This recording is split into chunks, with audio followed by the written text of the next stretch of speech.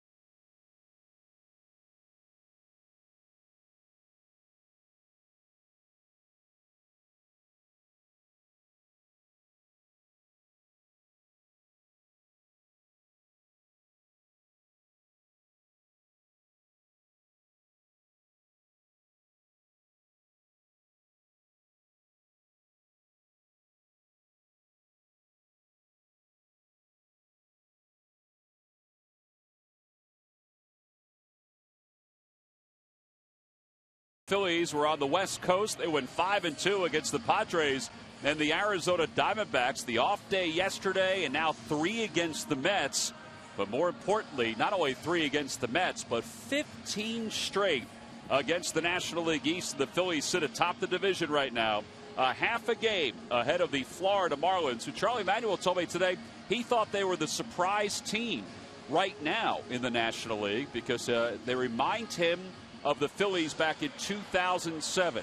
Now, Charlie's also been impressed with the way his team has responded this year, despite all of the injuries, and the injury bug continued over the last couple of days while we were away.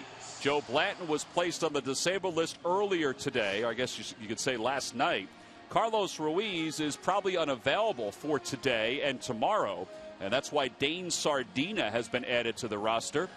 And Mike Zagurski's been sent out to Lehigh Valley. There's Joe Blanton, who had an MRI yesterday, and they said that there was an impingement to his left elbow.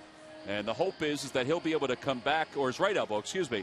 The hope is that he'll be able to come back before his next start, but obviously that remains to be seen. Yeah, and they of course can backdate him too. You know, backdating means you can go back to the last time he appeared, which was a game in San Diego. Right, April 24th. Right, and with Carlos Ruiz, unfortunately, he got the one at bat the other day. So they didn't want to disable him because he's, you disable him, you're dealing with 15 days basically, 14, 15 days, because you couldn't backdate him very far. Plus, they hope he's going to be able to come back, but they don't want to leave themselves with just one catcher. So, as you said, Tom, Sardina's up here. Well, there's Vance Worley in the dugout. He just got up, getting ready to go. And the umpires for today's ball game, Gary Cedarstrom is the crew chief. Lance Barksdale's at first. Jim Wolf's at second. Fielding Colbert's at third. That's Terry Collins, the manager of the Mets. And although the Mets have played here for one series, Collins is still trying to get himself familiar with the National League ballpark. So maybe they're taking some extra time to go over the ground rules, which obviously they were, because they finally have finished and the Phillies have taken the field. Yeah, and they were here 3 weeks ago. Yeah. So let's take a look at the New York Mets starting lineup. It's brought to you by Xfinity, only from Comcast. Leading it off at shortstop, Jose Reyes. Daniel Murphy has stabilized things at second for the Mets. He'll bat second. David Wright hits third, followed by Carlos Beltran in right. Jason Bays in left, he'll hit fifth. Ike Davis is over at first base, batting sixth. Josh Tolley hits seventh. Jason Pridey, the rookies in center field, he'll hit eighth. And batting ninth and pitching is Mike Pelfrey. And they will face Vance Worley, just up from Lehigh Valley. Today, Worley was supposed to pitch against the Pawtucket Red Sox, but instead, he'll happily pitch against the New York Mets. Yeah, those are his numbers down there at AAA. He did a really good job down there. And he's just the guy they feel that they could use tonight. They want to keep Kendrick in the bullpen where he's comfortable right now. This guy is stretched out as a starting pitcher. And there's our Southwest Airlines scouting report on him. Pretty good fastball. And one thing that jumped out at us last year, he has a good breaking ball, too. And he really likes to compete. It's his third major league start. They have no idea what they're going to get tonight. But he's ready to go, and they think they can get some innings and quality innings out of him. The other thing, too, Wheels, is that he's deceptive when he comes to the plate. That little rock and then forward to the plate, that adds some deception to the way he delivers. Yeah, and anytime you can have a little deception, that sure helps. Well, it's time now for our Nissan keys to tonight's ball game. Well, Pelfrey's 1-2 here with a .955 earned run average. Don't let him forget that, because the crowd can really get on players here in this ballpark. And the Mets are really hot right now. They're hitting a lot of doubles, scoring runs, but they don't know much about Worley. And sometimes pitcher can have an advantage the first time. Worley has faced the Mets, but it was only for an inning last year in relief. So here he goes. He'll face Jose Reyes to start it off. Reyes is 6 for 14, or was 6 for 14 in the series against the Nationals. And here's the first pitch of the game. And it's in there for a strike. And it's no balls and one strike. Overall, Reyes is hitting .321. He's the only guy in the lineup tonight that has faced Vance Worley. He's 0 for 1 against him.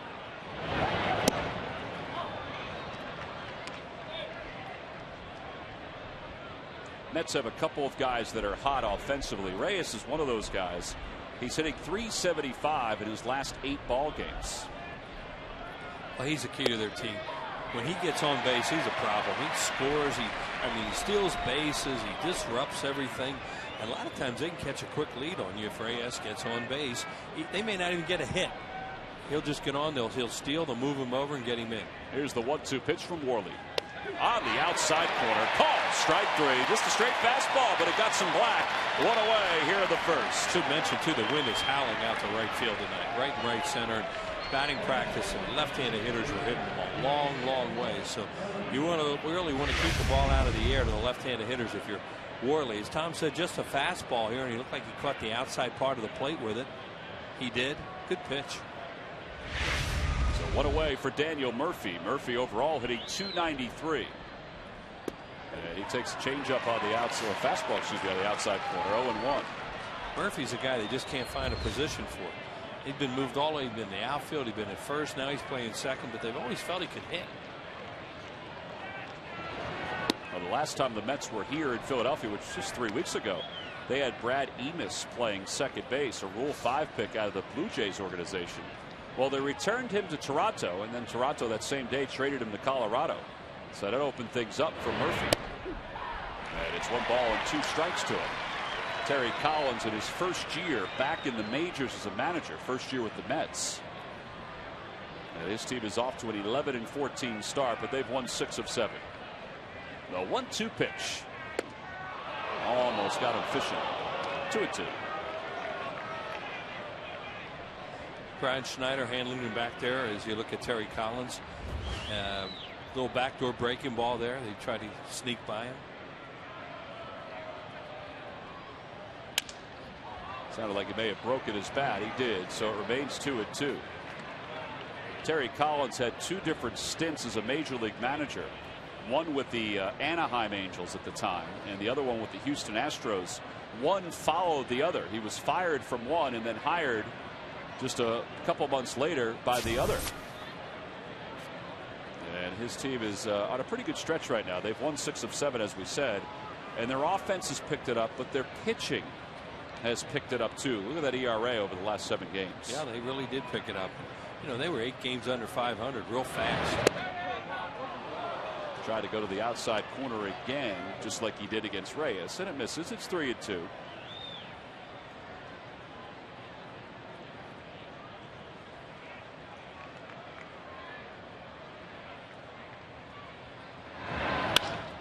To third, backhanded nicely by Polanco. Long throw, little high, and it pulled Howard off the bag. Well, a lot of times you're going to score that an error. Even though he made a great play, he had plenty of time to throw him out. So it will be an error, and scored correctly there, and it looked like he was going to make a heck of a play.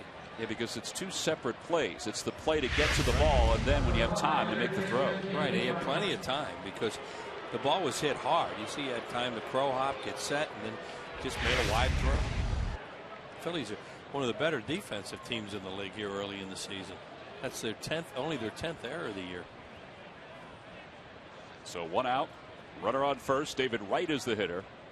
And Wright lays off the first pitch a little high. 1 ball and no strikes. The thing really jumps out at you with Wright is that strikeouts are down. He only has 28 strikeouts and 90 some at bats. And, you know, that's a remarkable change from last year when he was striking out at a prodigious rate. There was a point last year where he was on pace for 200 strikeouts. Well, he turned into a just, you know, got hit by a pitch in the head. Now that you know, that's difficult right there. But he turned into a dead pull hitter, and you know, I think, you know, a little bit we've seen of him this year. It looks like he's hitting the ball more to right and right center, and that's where he can really live out there. Got it on the hands, and it's a looper right past Mookie Wilson and Ryan Howard. He's always been a guy kind of fights the ball off pretty well. He can inside out pitches and really drive the ball to right and right center field.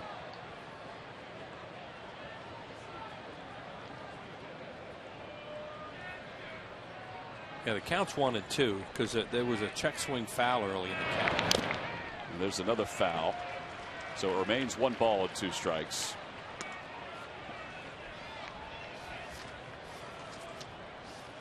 Wright is 1 for 13 on this road trip, but that does not deflate some of the numbers he's put up in his career. Look where he ranks as among the leaders in Mets history. Outside, 2-2. Phillies didn't make an error on that entire road trip. Last error they made was back on that Wednesday afternoon game with the Brewers before they left town on the 20th. And that was a pop-up that Valdez dropped. Back toward the middle. 1 hopper. Ooh, it ate up Rollins. And everybody's going to be safe. I don't know if he was going to try to play it on 1 hop to turn 2, or if he just didn't see it properly to catch it out of the air. It's unbelievable.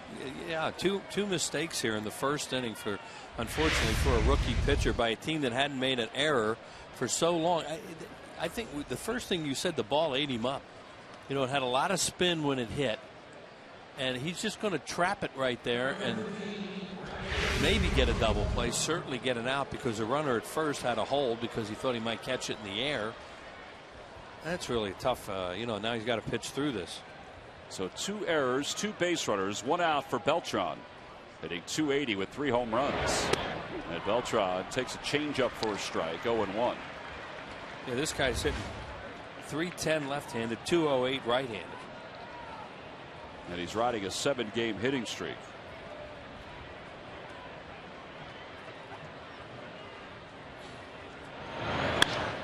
Opposite way, and it's no balls and 2 strikes. Beltran playing right field. Angel Pagan was the center fielder when the season began, but he's on the disabled list. There was some thought that Beltran would move back over to center, but Terry Collins said, you know what, I don't want to disrupt things. He's not going to play center when Pagan comes back, so I'm just going to keep him in right. And a curveball hit towards short. That should be 2. Rollins the second for 1. Or over to first. There it is. The Phillies defense, which did not commit an error on that road trip, comes up there. 6-4-3. The Mets leave 1, middle of the first. It's the Mets nothing, the Phillies coming up.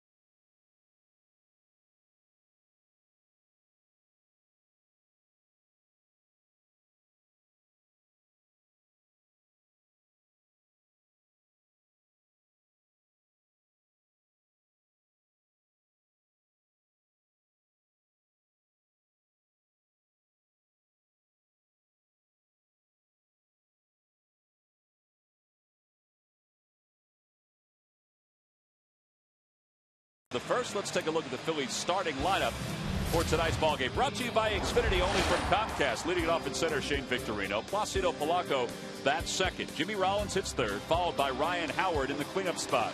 Ben Francisco's in right. He'll hit fifth. Raul Ibanez gets the start in left field. He'll bat sixth. And the bottom third of Pete Orr, Ryan Schneider, and Vance Worley. And Orr 4 for 6 lifetime against Mike Pelfrey, the starting pitcher for the New York Mets. And you know, Wheels, Pelfrey's had kind of an up and down, I don't want to say injury plagued year. He's been sick for the last 10 days, but 1-2 with a 7.23 ERA. And coming off his best outing, his last time out, Tom, against the D-backs, and when the Mets swept him. Here's our scouting report on him. A good sinker, that's what he lives by. He's got a changeup and a split. Those are his overall numbers against the Phillies. Really poor numbers here, and he has very few walks and very few strikeouts. He is the ultimate contact pitcher. Victorino leads it off for the Phillies. Victorino takes the first pitch low. Pelfrey in this ballpark is 1-2 with an earned run average of 9.55. Not only that, the opposition is hitting the Phillies are hitting 379 against him in this park. Up to first and one away, so that average will go down. That's the highest batting average for any pitcher in baseball against an opponent. Well, he has had some really difficult games. I mean, last game here he only lasted 2 innings. I remember in a game last year they just absolutely crushed him, and then he beat him a game up in New York. So this guy has very, very good stuff. Has never really been the pitcher the Mets thought he would be, and maybe still will be at some time, because he can dominate a game when he's on. He won 15 games last year, and now he'll face Placido Polanco, who is third in the league in hitting with a 389 average. As you saw, he's hit in 8 consecutive games. You know, that inning ended really fast, but what a job by Worley to just suck it up after a team that hasn't made an error in 10 days makes 2 on him, and he throws a double play ball. That was a really good job by the young pitcher. Some guys will blow up right after that.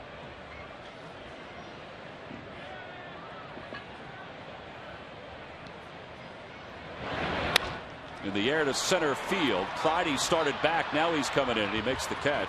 Well, not only that, Wheels, but also Jimmy Rollins had to deal with Daniel Murphy kind of shielding him on that ground ball. He did a great job. Watch Murphy right here try to get in his way. Right there. Look how long. See, look at him waiting right there. And then he makes a little spin move to go away, and then they get the double play. But he hung around there a long time trying to distract Jimmy Rollins. And it was a fine play by the shortstop after he kicked one before that. Well, Rollins has hit in 5 straight games, hitting .271 overall. Finally hit his first home run the other day. And had more RBIs in Wednesday's game against the Diamondbacks than he had all year. Yeah.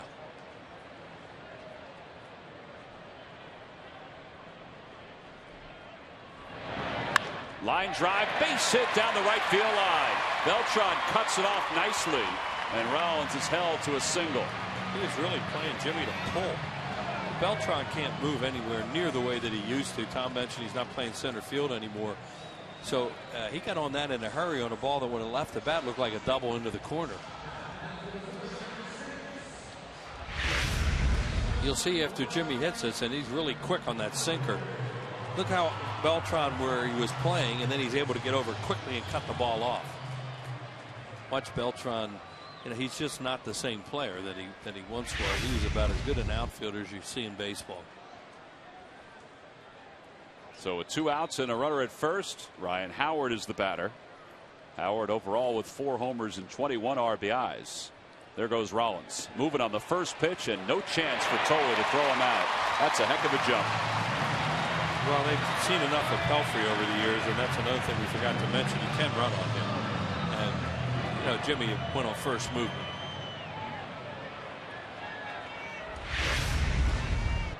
Here it is. This, as soon as he started to move, Rollins was gone, and Tolley had no chance. That's 348 career stolen bases for Rollins. Grounded to first, and Ike Davis is there, and the side is retired. So the Phillies leave one in scoring position, just as the Mets did in their half of the first. We go to the second. Vance Worley will go back to work.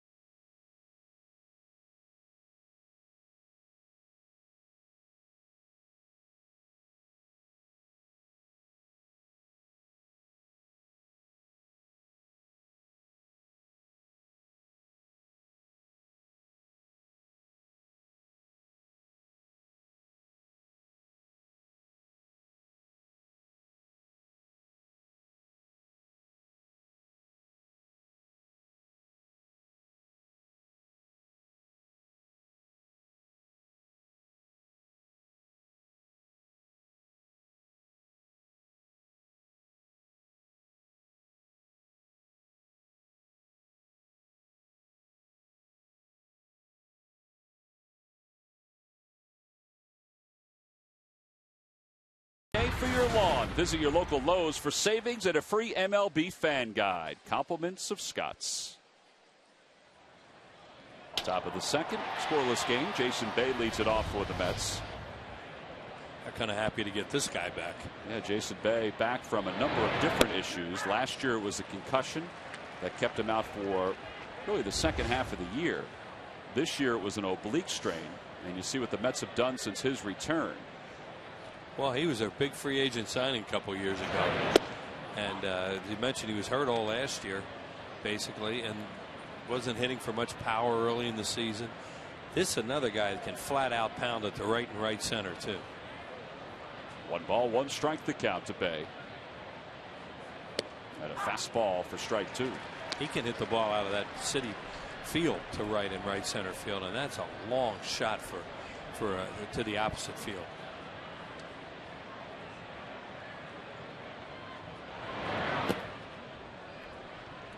Worley last year in the minor leagues split time between AA and AAA. He was 10-7 with a 3.36 earned run average. He pitched in 5 games here in the big leagues. 2 of them were starts, and the other 3 were relief appearances, but had pretty good numbers. 1-1, a 1.38 earned run average. And you probably know the story by now, but he was drafted twice by the Phillies. Once out of high school and then a second time after his junior year in college.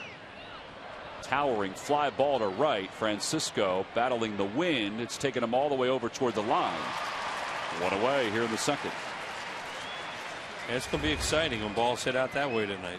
Hey, don't forget the Phillies Festival will take place Monday, June 13th. It's an annual event, and it's a great event every single year, and it benefits the Greater Philadelphia chapter of the ALS Foundation. Tickets go on sale Monday, May 9th at 9 a.m. or by going to Phillies.com, or you can call 215-463-1000. The photo booths, the auctions, every roll's a winner. It is a great night to come out and watch the Phillies do things off the field. This Ike Davis up here now is red hot, and he has one of the more unusual swings. Usually when guys drop their hands the way that he does, they're going to have a slow bat. He really can get after. Watch how he drops his hands at lows.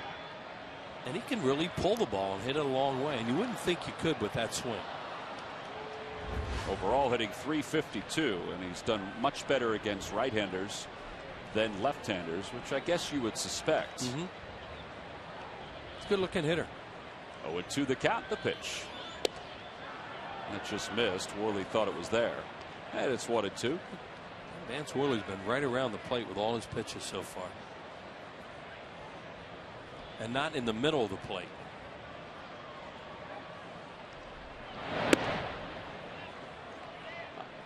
On the Toyota Major League scoreboard, the Florida Marlins are taking on the Cincinnati Reds out in Cincinnati, and they've jumped out to a 4-0 lead.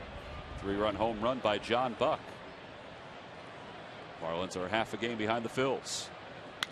Over to second. To his right, Pete Orr. And 2 outs here in the second. That's an off-speed pitch that he threw there. Don't really know his pitches all that well yet, and it may have been a changeup, may have been a breaking ball. Let's see, he gets him way out front. Oh, it's a changeup.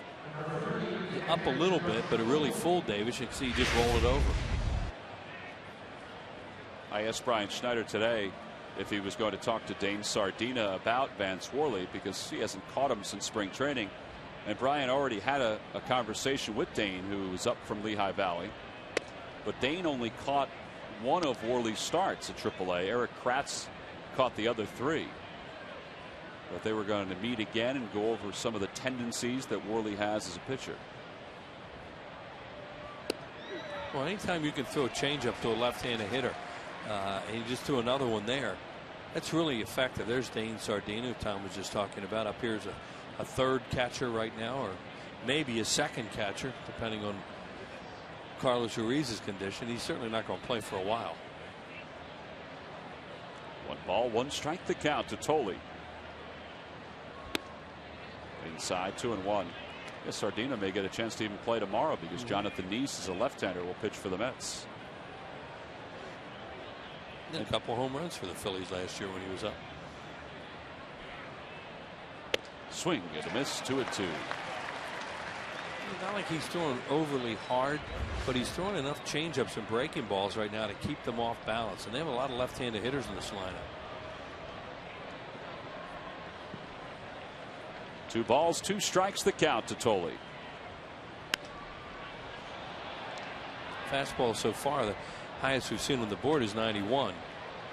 But as I mentioned, he's really keeping the ball out of the middle of the plate.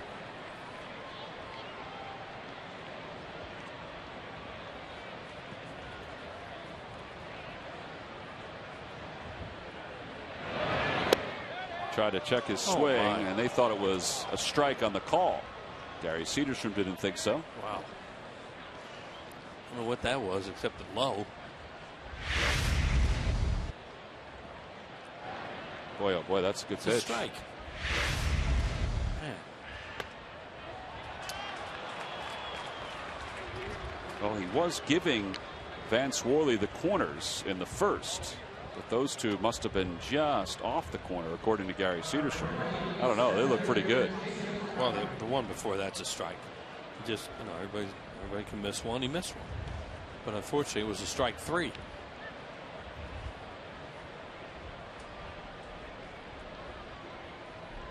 Here's Jason Pridey.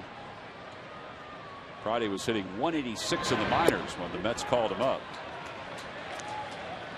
And he took the spot vacated by Angel Pagan when Pagan went on the DL. He's was in the Twins organization for a while. So he can really run in the outfield. I don't know if he's going to hit much. Lays off, and it's 1-1. Don't really expect that. They just need somebody to patrol center field, and when they're at home, you really need somebody to go get the ball, because that place is enormous. Big outfield.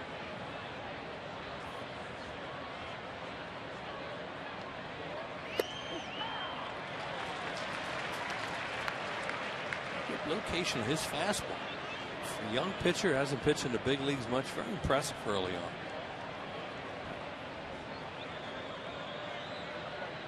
Problem is the walk and the 2 errors has elevated his pitch count. The 1-2 pitch. Little low, 2 balls and 2 strikes. That was why they didn't want to go with starting Kyle Kendrick tonight too, because he's not stretched out, and he's done. There's Pelfrey on deck, the pitcher. He's done well out of the bullpen, so they went down and got Worley, it was his turn to pitch tonight. On the outside corner, called strike 3, second strikeout for Worley, and he leaves one over at first. No runs, no hits, 1 man left. We've played 1.5 here in Philadelphia. Vance Worley's first start in the big leagues. He's through 2 in a scoreless game.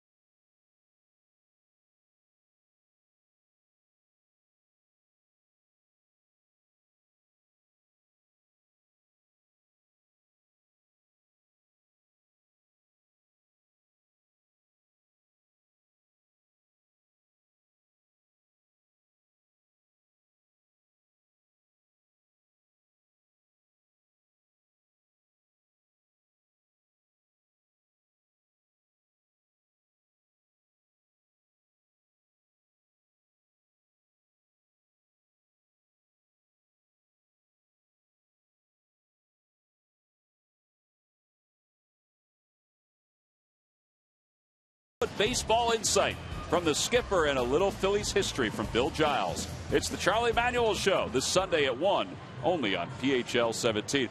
I asked Charlie, I said, so how was your interview with Bill Giles? He said, it was good. It was funny. They talked about all the old promotions at the vet that you remember vividly. Don't I? You should have seen some of them. The hot pants duck race. That was fun. The poor girls out there trying to get these ducks to run. They had the ostrich races, and they wound up a little mean. They were snapping at Whitey and Harry, the ostriches. They were mean. Huh? Oh, they got birds. Mean birds, and they're big. Oh, they are. They look big birds. They're deceivingly tall. Oh, I'll never forget how big those things were. just the tip of the iceberg of the things we used to do around here. Thank goodness we don't have a whole lot of that anymore. Kite man? Oh, kite man 1, 2, 3, 4. I had some great crashes. Thankfully, none of the kite men were hurt. Oh. Ben Francisco leads off the second, and he pops the 0-1 up right around home plate. The wind's going to take care of that one. Davis will have to make the play. And there's one out. Good luck at McDonald's. Phillies home run jackpot contestant is B.J. Kushner of Allentown, PA. If the Phillies hit a home run in tonight's ball game, then B.J. will win $100. Had the world's highest jumping Easter bunny. That bunny was going to jump right out of the vet and land somewhere in the Delaware Valley and going to get season tickets. The balloon never got up. Went up about 20 feet and the wind pushed it right straight down again. Big expectations though before, huh? A lot of booze. Here's Raul Ibanez. Oh, we used to have fun though. Didn't win much, but had fun. Did you guys have like a round table conversation on these? We had about a 10-person staff meeting. That was just coming up with those ideas. And Larry Schenk and I were called the two negative ones. We would sit there and go, "Are you kidding me? You gotta be." And Bill would say, "You two shut up." And now what do the other people think about? That's some great stuff. Oh, we had fun, Tom. 1-2 the count to Ibanez. Ibanez 0 for his last 26. And 4 for his last 45. A lot of questions about Raul today to Charlie Manuel, and he was good. He was. We brought up some different guys that he's managed over the years. Inside 2-2. You know, a lot of folks, because of Raul's start, are wondering, well, is he getting too old to play every day? And Charlie said, you know what? I wrote Julio Franco off 3 times. And then he kept on playing. He said, you know, Raul will be fine. Just it's off to a slow start. And a changeup in there for strike 3. That looked a little low. 2 outs. First strikeout for Pelfrey. Follow the Phillies with MLB.com @BAT11 app for your iPhone, iPad, Android, or BlackBerry. Get live audio, pitch-by-pitch tracking, video highlights, and more. Text @BAT to 31826 or visit Phillies.com for details. Gary Cederstrom has some head shaking going on out there on both sides, so we'll see what happens. Here's Pete Orr making his 6th start of the year. Overall hitting .320. And Orr takes a curveball outside. It's 1 ball and no strikes.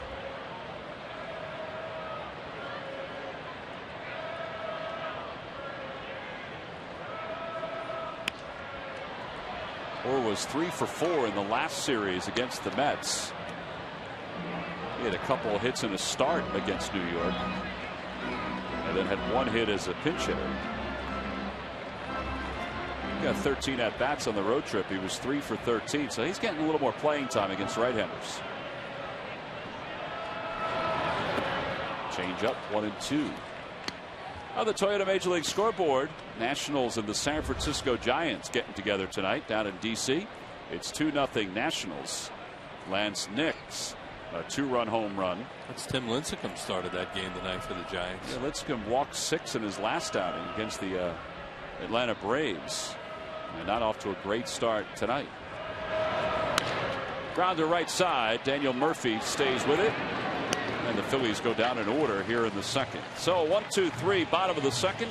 We've played 2 here in Philadelphia. We go to the third. Phillies nothing, Mets nothing.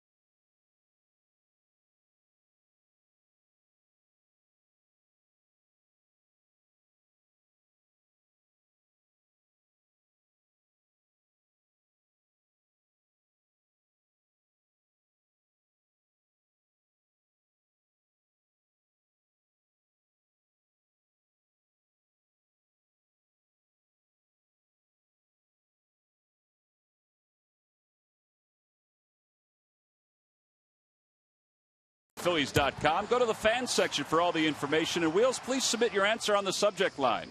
The question is, what New York Mets pitcher set a team record with 8 shutouts in a season? The answer will be revealed in the 7th inning. Boy, they had some good ones too.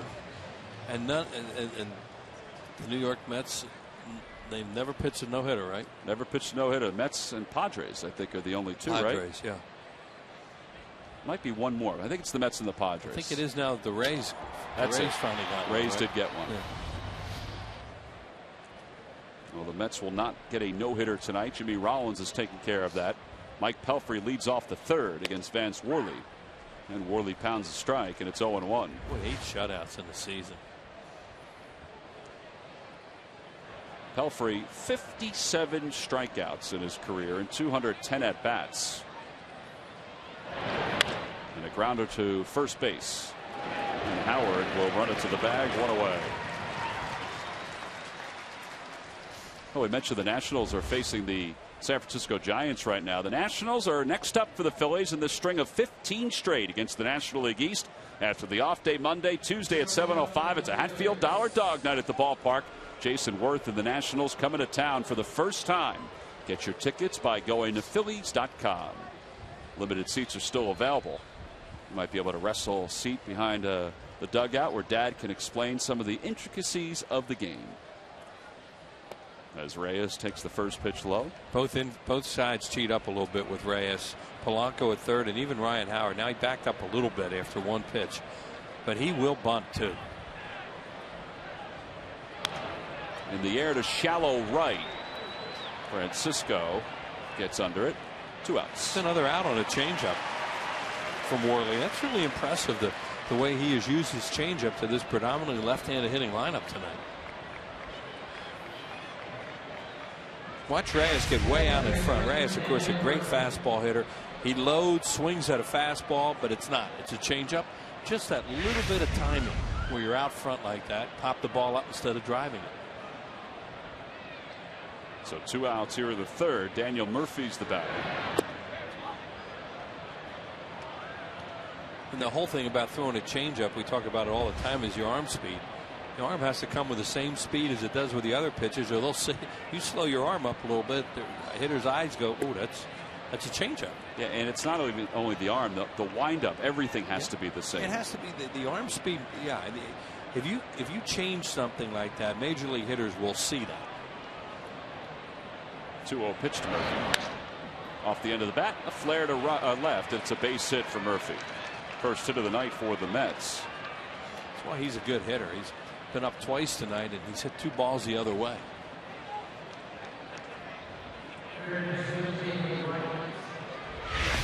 He hit that hard ground ball at Polanco his first time. This time he gets fooled and just flares it off the end of the bat. You know, good hitters can do those kind of things. They'll make contact. Maybe something good will come out of it, and it did in that case.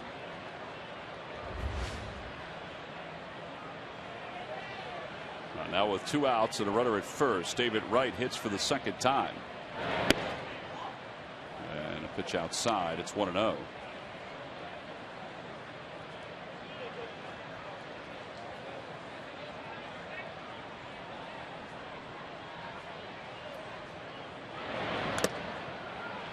One ball, 1 strike the count. That ball got a piece of Brian Schneider. I asked Brian today about coming in Wednesday after just a half inning. I said, how hard is that? He goes, you know, it's not easy. You're just not, your mental approach just isn't there. You got to hustle in, get the gear on, get behind the plate without even thinking about it.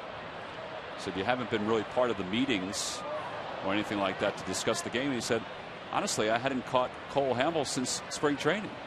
Yeah, did a heck of a job.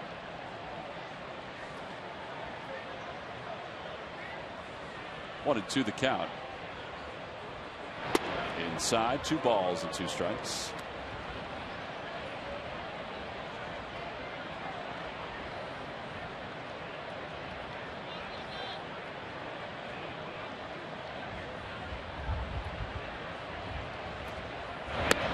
On the outside corner, he rung him up. Another strikeout looking. That's the third of the game for Vance Worley. For the Mets in the third. No runs, one hit, one man left. We go to the bottom of the third.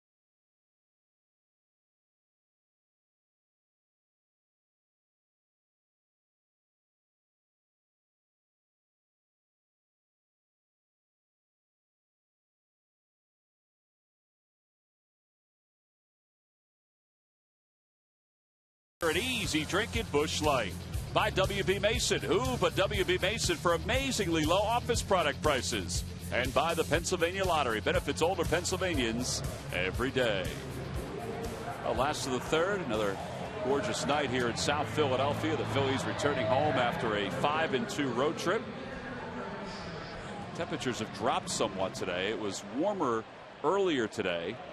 And it's cooled off, but still a nice night. It's always good to be home. The cold front went through later this afternoon and didn't rain. At least it didn't down here, and it is cooler. It's going to be a beautiful weekend. Right. Schneider leads it off for the Phillies. Schneider can't buy a hit. He's hoping to cash in eventually. He hit the ball hard a number of times on the road trip. And just didn't have anything to show for it. Hits those balls in this park. They have a chance to go out, although not tonight because the wind is really ripping from left to right. It's going to knock the ball down in the alleys out left center. To left field toward the line. Bay with a long run. And he gets there to make the catch. One away. See the flags out in center field. What Wheels is talking about, the way the wind is blowing. Yeah, I mean, anything out in this area here is going to get knocked down tonight. If you hit the ball this way, it's really going to carry.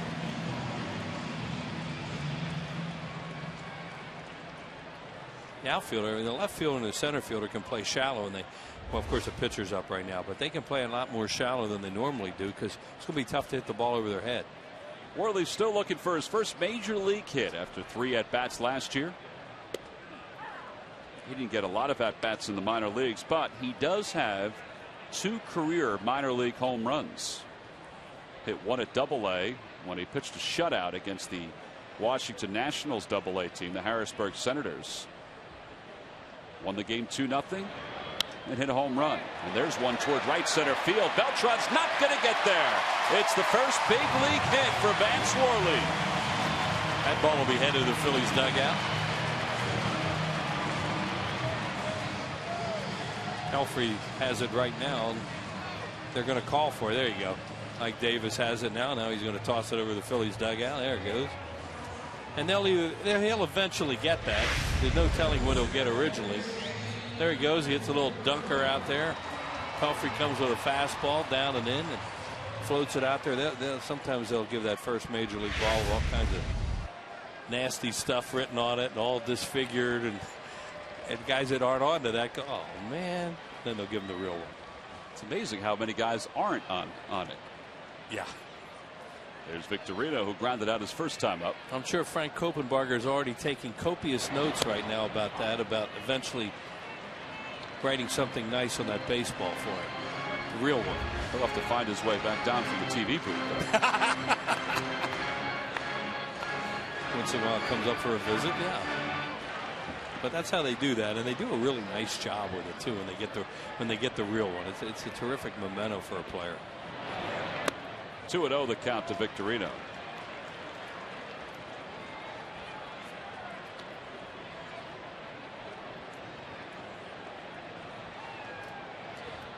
Mike Davis is going to play off Worley a little bit down there because he knows he's not going to run, so he's going to try and take the hole away from Victorino a little bit. I think he'd play out even more than that.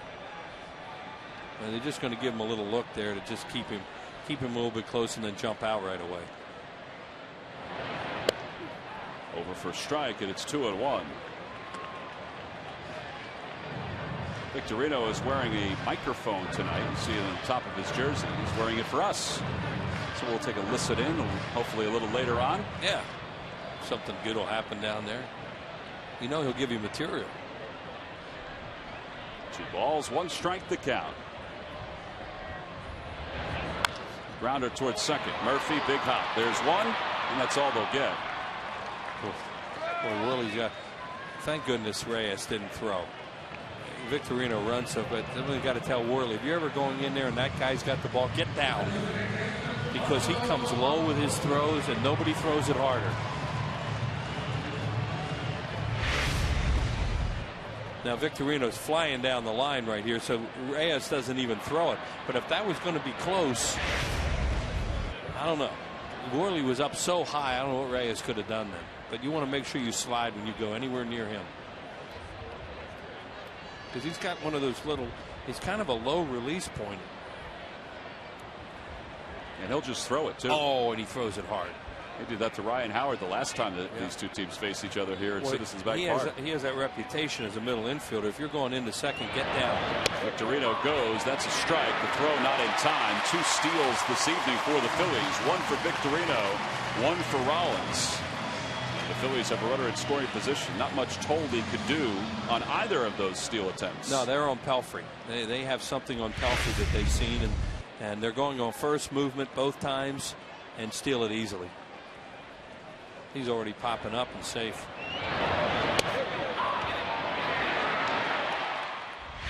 No balls, 1 strike the count to Polanco. Pridey evidently throws pretty well in center from what we're told. We know Beltran throws well in right, and Bay's pretty good too. But Victorino should score on a base hit if they're able to get one here off the bat of Polanco.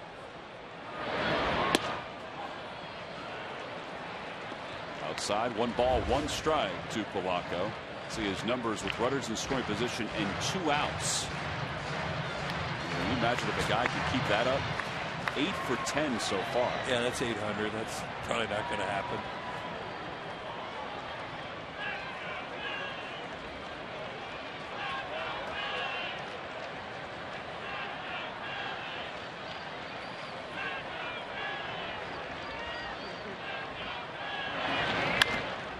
To the right side, Murphy. Oh, he bobbled it.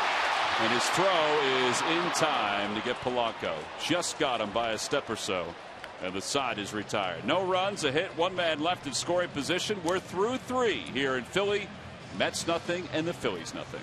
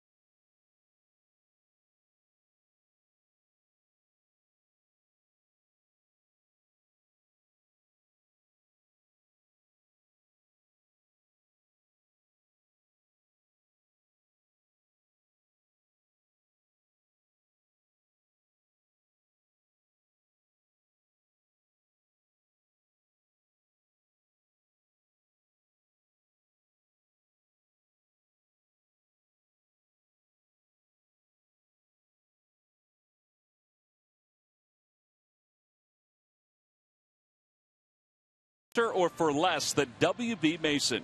With free next-day delivery and in many locations, free same-day delivery, WB Mason is the one office supplier that really delivers. Who but WB Mason?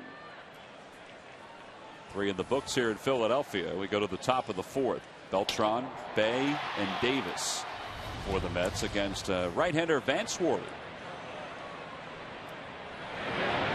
Worley is out of the Sacramento area. Went to McClatchy High School, the same high school that produced Larry Bowa. And we mentioned before, he was drafted twice by the Phillies, once out of high school, and then after his 3rd year at Long Beach State. And he moved up some rounds from one to the other. And he has made his way through the system patiently. And now is up here getting a chance to pitch. On the inside corner, 3 pitches to Beltran. All 3 strikes. One away. A lot of confidence in that pitch right there. The more strikes he throws, more confidence he's going to have. Pretty good movement on this pitch there. Look at that little bit of a wiggle there as he throws this ball there for his grip. Hee-haw. See you later. Oh, and every time the Phillies retire the opposing team 1, 2, 3, Comcast will make a contribution to Phillies charities. Phillies baseball is brought to you by the Xfinity HD Triple Play, your complete lineup for digital TV, lightning fast internet, and home phone. A pretty good pitch right there. First pitch fastball. Jason Bay fly to right his first time up.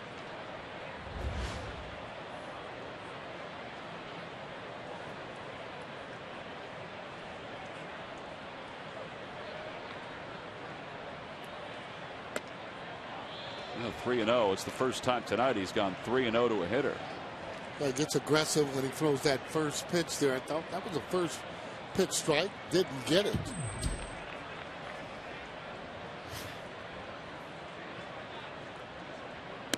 Ball 4, so he walks Bay on 4 pitches.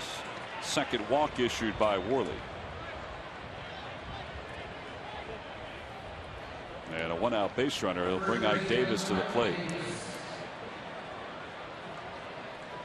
Sarge, does pitching here, like Worley did last year, does it temper anything pitching tonight? I mean, does it make it easier for him? Helps you out tremendously. Just like a hitter, his first at bat. Once you end up facing that first batter, you know, those butterflies will go away. But I'm sure he was excited about this start. When you get called up, you get excited, but now you got something to prove. And that is to pitch well enough to stay. Well, Rich Doobie saw Vance Worley last year and saw him in spring training. Now, his command was the issue during spring training, but he left early because they needed to stretch him out and give him some innings. So once they hit the second week of spring training, there weren't as many opportunities for Worley to get as many innings. Yeah, and all the younger pitchers like that they want to start, they're going to send them out earlier. You're right, so that they can get work, get stretched out, so that in the event that the major league club needs you, you'll be able to hopefully go a few more innings. Oh, he's just missing here to Davis, so it's 2-1. Beginning of spring training, a lot of people thought that Worley would have a chance to battle for the long relief position in the bullpen because the Phillies rotation was already set up. But for him, Phillies had different ideas. They wanted him to start and be eventually ready for something like this. Yeah, you got to be able to throw strikes. If you're not able to throw strikes, you can't pitch in the major leagues. Even if you throw the ball, 100, have a good breaking ball, you got to be able to control it. 3-1 the count to Ike Davis with 1 out here in the 4th. And he lays off, and there's ball 4. So back-to-back walks, and we saw in the first inning when the Mets had a couple base runners, he bared down. He needs to do it again. Yeah, well, he's getting squeezed, I think, just a little bit. First pitch strikes, though, seems to relax him, and he needs a ground ball double play to get out of this. I like his aggressiveness, though. Heavy ball that he throws, throwing that ball 93, 94, has some heavy sink in it. Just needs to control that a little bit more.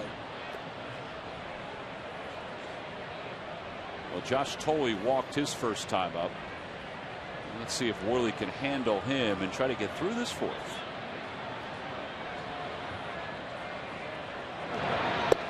And he delivers a strike. It's 0-1.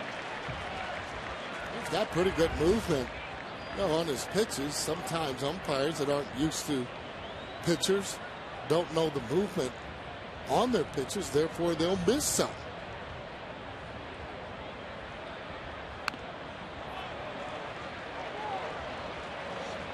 Excuse me, check swing.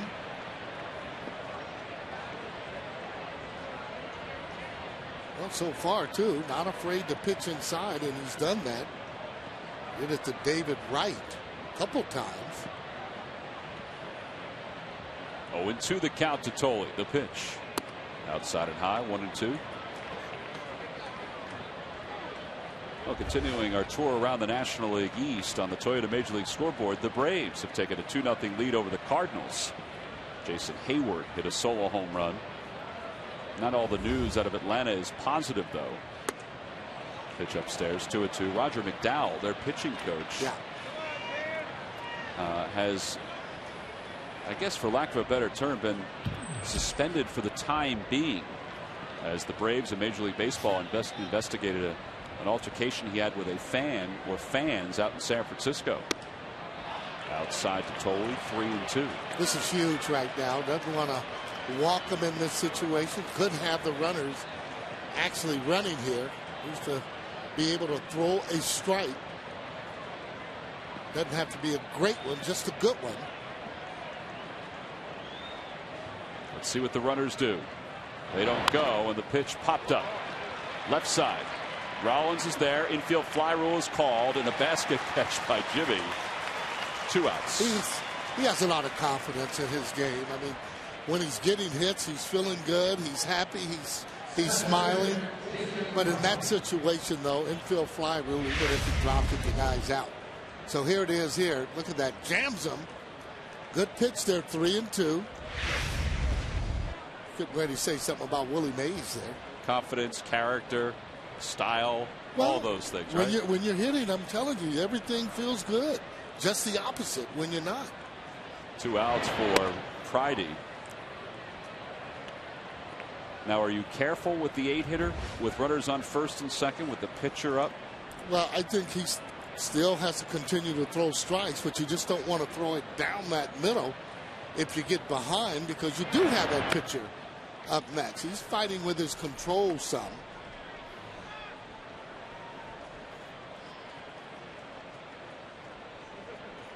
Now, this is the situation where you just don't come in with a pitch that's right down the middle.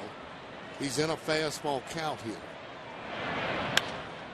Down the left field line, that'll slice out of play. And it's 2-1.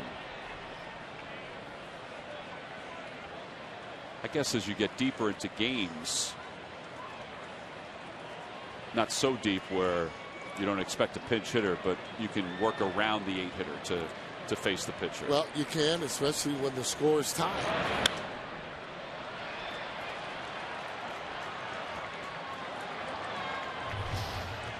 Well, 75 pitches with 2 outs in the 4th. That's a lot of pitches.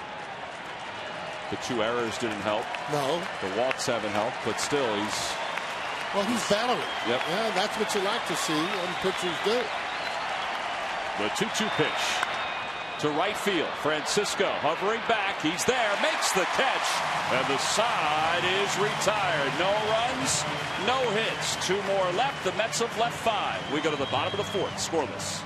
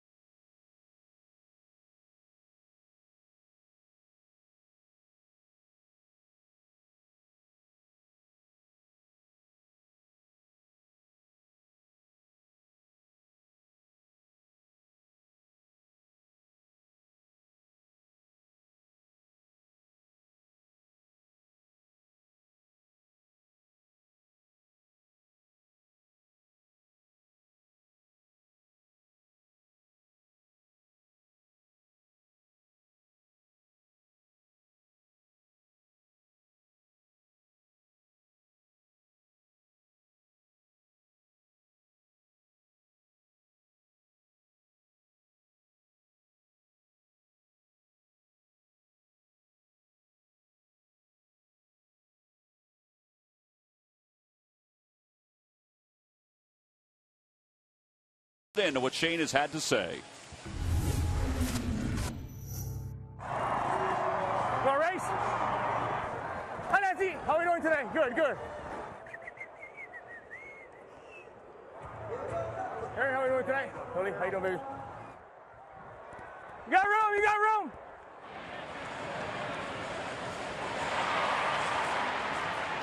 Well, Victorino telling Ben Francisco that he has plenty of room on a pop-up over toward the right field corner. I'll tell you, he's a very energetic, courteous. I mean, we've come to find that out. No, he's one of the special players on this team, especially in terms of the media. We talked about how much he talks before. Likes it. There's Jimmy Rollins to lead it off, and he takes a breaking ball outside. I mean, he asked the Fanatic if he wanted a race. He asked Lance Barksdale how he was doing. Said hi to Gary Cedarstrom, Josh Tolley.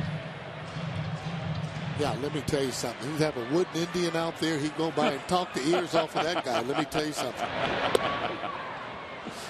Rollins takes a fastball at the knees. 1 ball and 1 strike. Rollins singled his first time up. He has 1 of 2 hits today against Mike Pelfrey.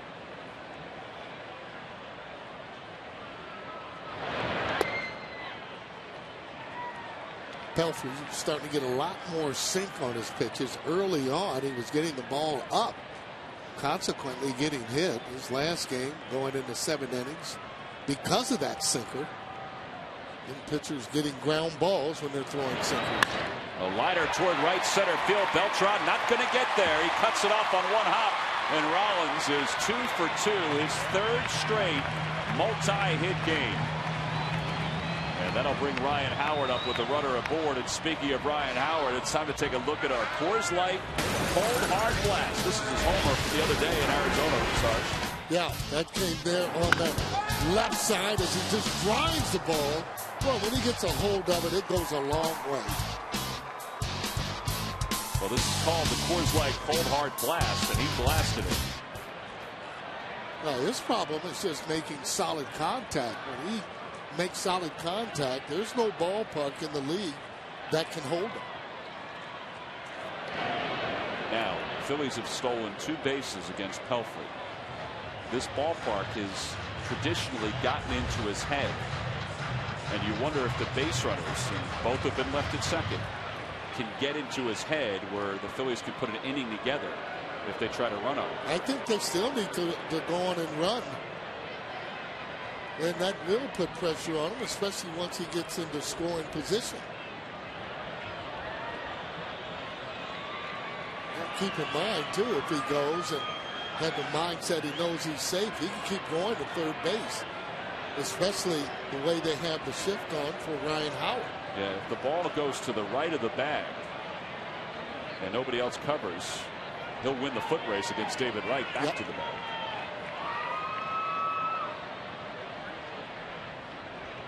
Slide step, towering shot, forget about that one. How far will it go? Into the second deck, a 2-run monster blast by Ryan Howard. And the Phillies are up 2-0.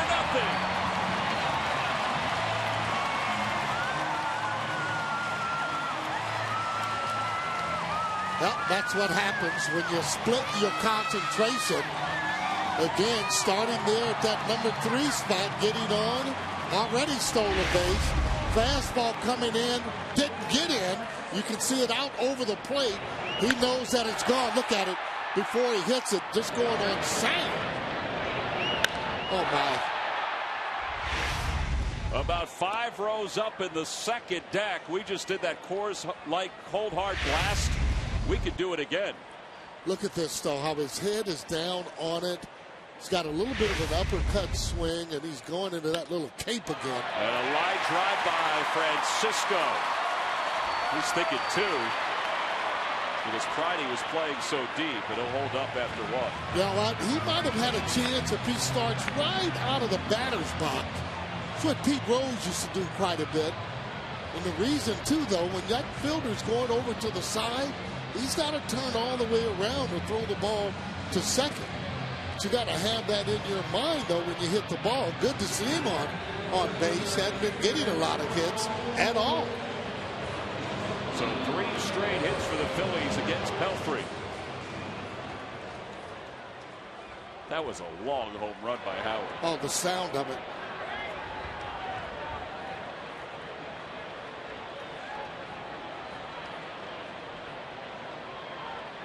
Here's Ibanez, who struck out looking his first time up. There goes Francisco. Swing and a miss. The throw to second high. And Francisco safe. That's what you want. Continue the track, mate. Keep on running. You'll make your catcher gun shy, or you start stealing all these bases on him. Take a look at this. Not a real good jump, but good speed as he goes in. Little, well, halfway pop-up slide. Slid a little late. Not used to being on the base here. One of the reasons. 1 ball, 1 strike to count to Ibanez as he takes a fastball low. Yeah, you haven't had a hit in a long time. When you get out there, it feels a little bit odd. See Ibanez's numbers with runners in scoring position. 0 for his last 9. 0 for his last 27 overall. Wants to pull the ball if you can.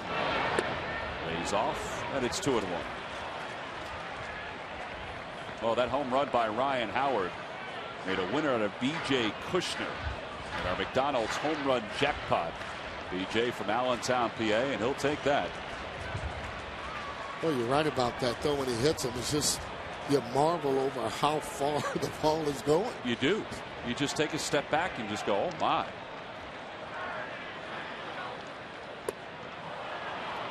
That's just a little bit of lack of concentration, almost anticipating a strike before that ball is even thrown.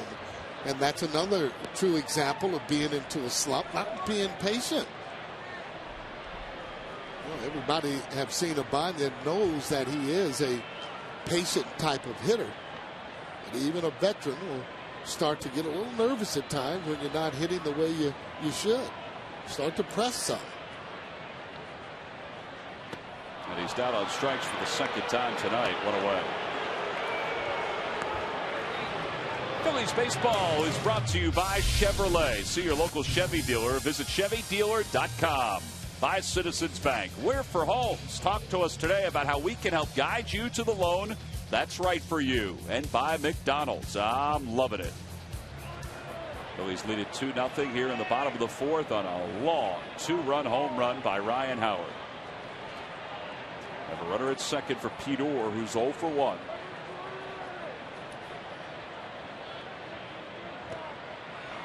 And a split, swung on and missed. It's 0-1.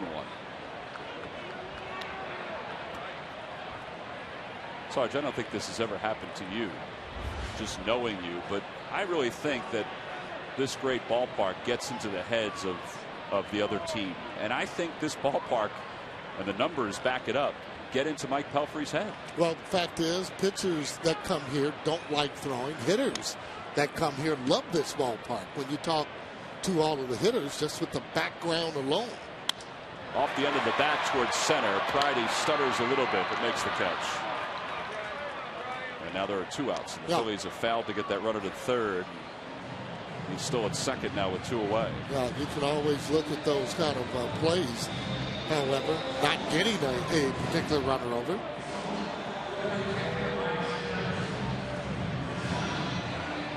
We're going to walk Schneider intentionally to pitch to Vance Worley.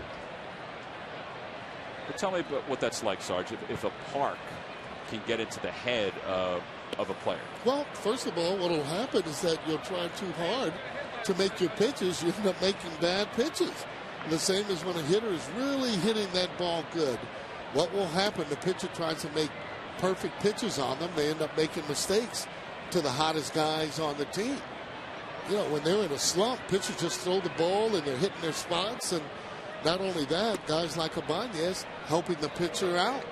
So, again, you know, being in the friendly confines, the opposition will feel it more than the regular pitchers that are here pitching on a every 4 or 5 days.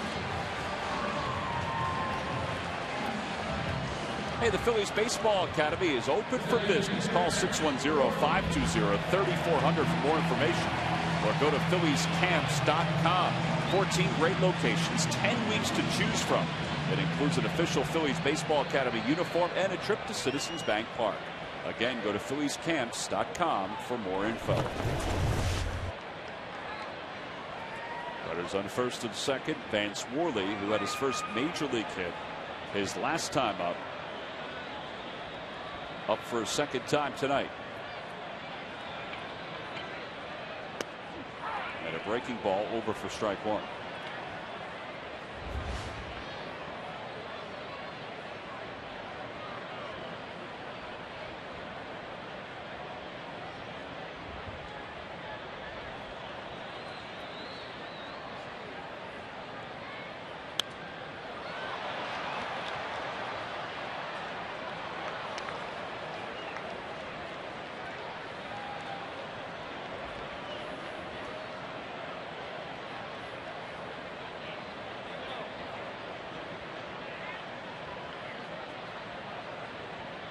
To the count to Worley.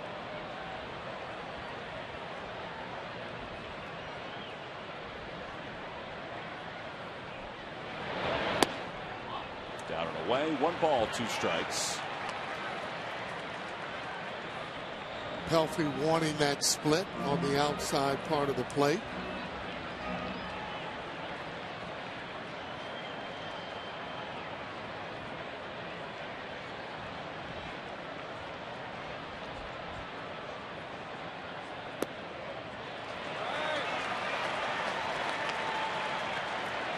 Well, now Worley's got it back even 2-2.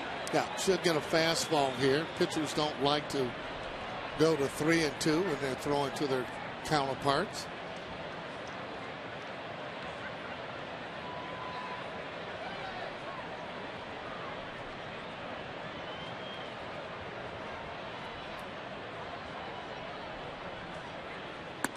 Three and two. So now the runners will be off. Oh, he's getting frustrated with himself. That's a good thing if you're the Phils. Victorino waits on deck, hoping to get a chance to take some hacks here in the fourth.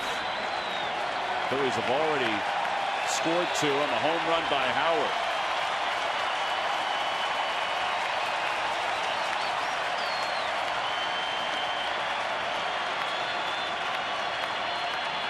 The runners go. And he fights it off. Fought off a pretty good pitch. Fastball in on the hands.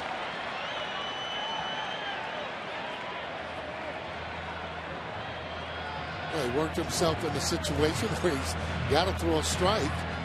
And really, looking at that fastball, doesn't have a lot of confidence in those other pitches. And you want to go right out the pitcher with a fastball. Bringing out the rally towels here in April. 3-2 the count with 2 outs. The runners will be off again on this pitch, and now Pelfrey steps off.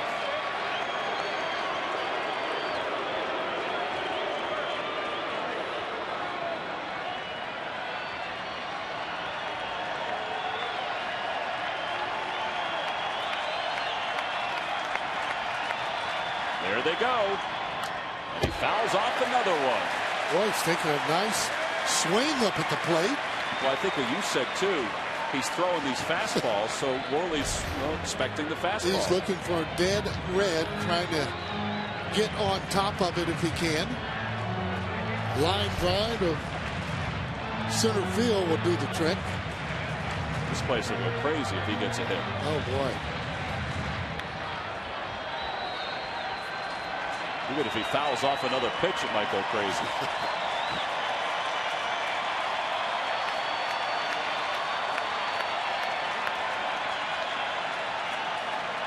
Runners take off again.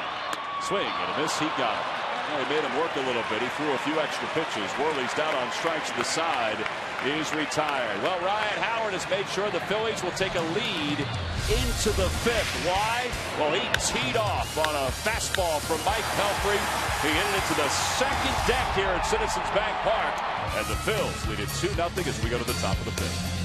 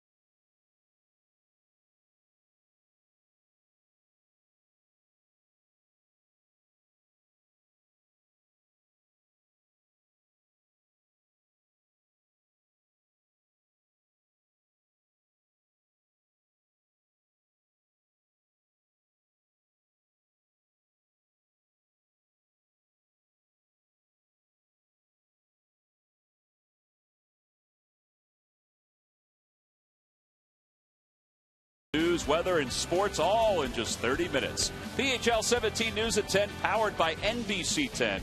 That's tonight after the postgame show on PHL 17. John Clark and Mike Missinelli standing by for the postgame show. I'm sure they'll talk about Ryan Howard's home run against Mike Pelfrey in the bottom of the fourth. It was a long one, and it was cool to watch. And that's giving the Phillies a 2-0 lead as we head to the top of the fifth.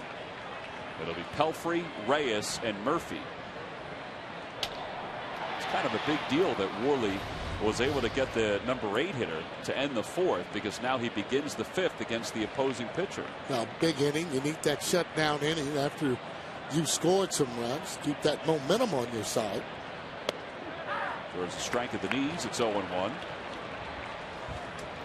Ryan Howard's home run against Pelfrey, by the way, went 427 feet.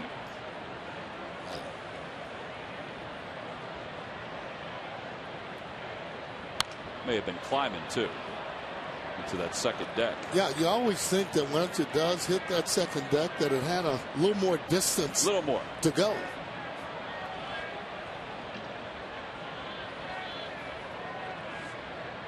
Right between the AT&T and Budweiser side. 1-2 the count to Pelfrey.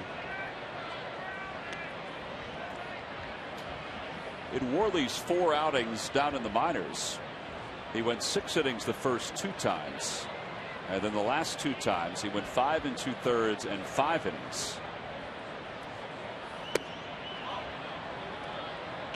Last time he allowed 5 hits and 2 runs against the Mets AAA affiliate in Buffalo. Hit a batter, walked 3, struck out 5. Only threw 89 pitches, but was lifted from the game.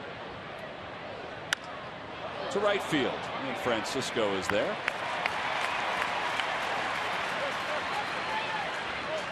One gone here in the fifth.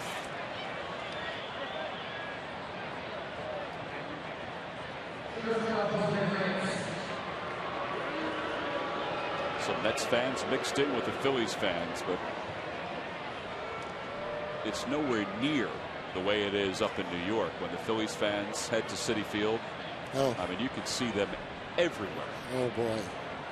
Here's Reyes, who's 0 for 2. And the first pitch is over for strike 1. Kind of like that, seeing him get that off-speed pitch over. If you see 2 friends, a Met fan and a Philly fan.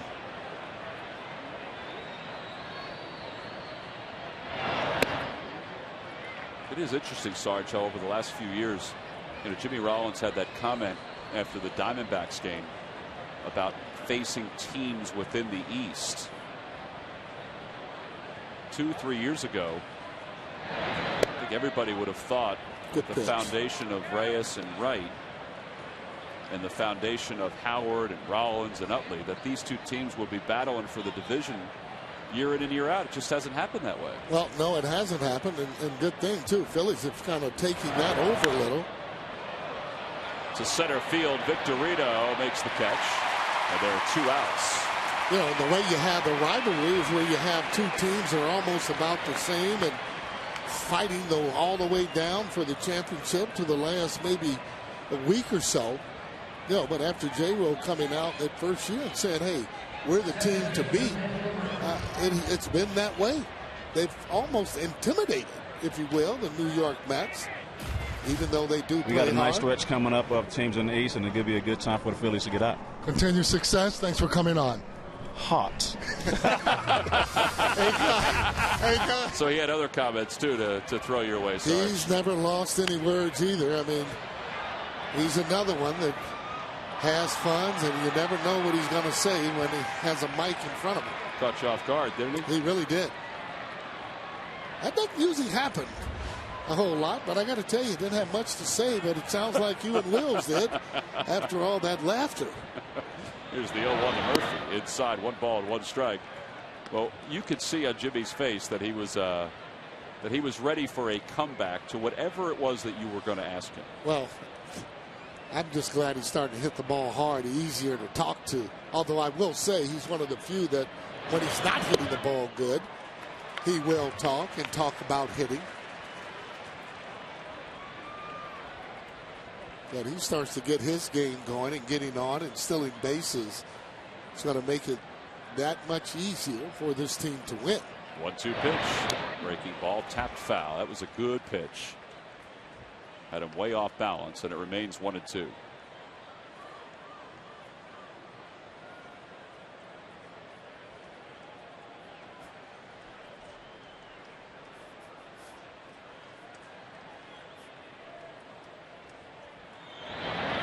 On the inside corner, ring him up. Murphy's down looking. 1, 2, 3 go the Mets. We go to the bottom of the 5th. Shane Victorino's due to hit. We'll also take a listen in to what Shane has to say.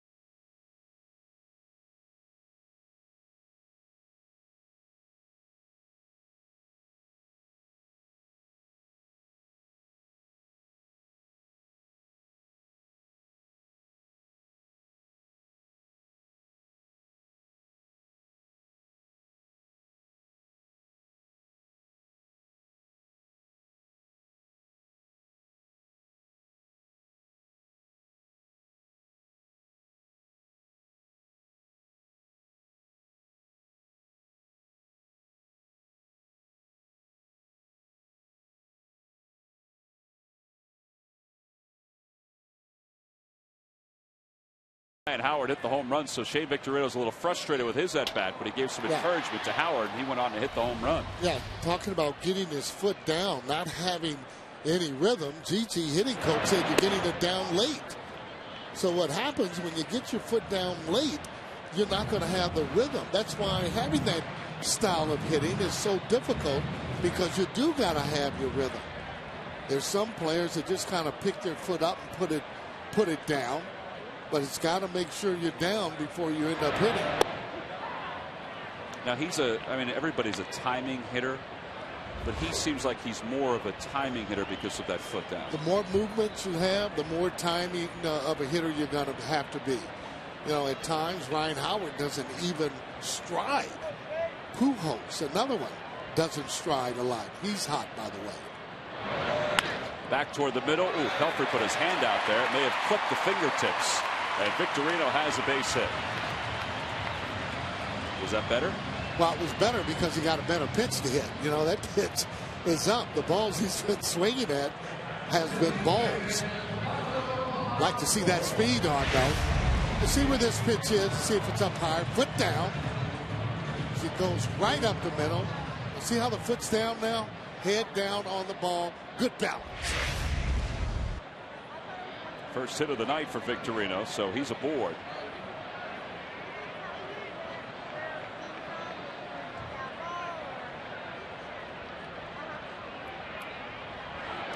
Quick toss over, and Victorino's back ahead of the tag. Well, you kind of like Polanco, too, in this spot. He's a good fastball hitter. Dylan G is up and throwing in the pen for the Mets. He was going to start tonight, Sarge, if Pelfrey wasn't healthy enough. You know, he's been battling the flu. He's lost 11 pounds over the last week or so. Now, he is one of those type of players in the league that will take the ball, And I'm sure his teammates really wanted him to take the ball, especially in this kind of a series, because it's always a letdown when you don't have one of your better pitchers out on the mound.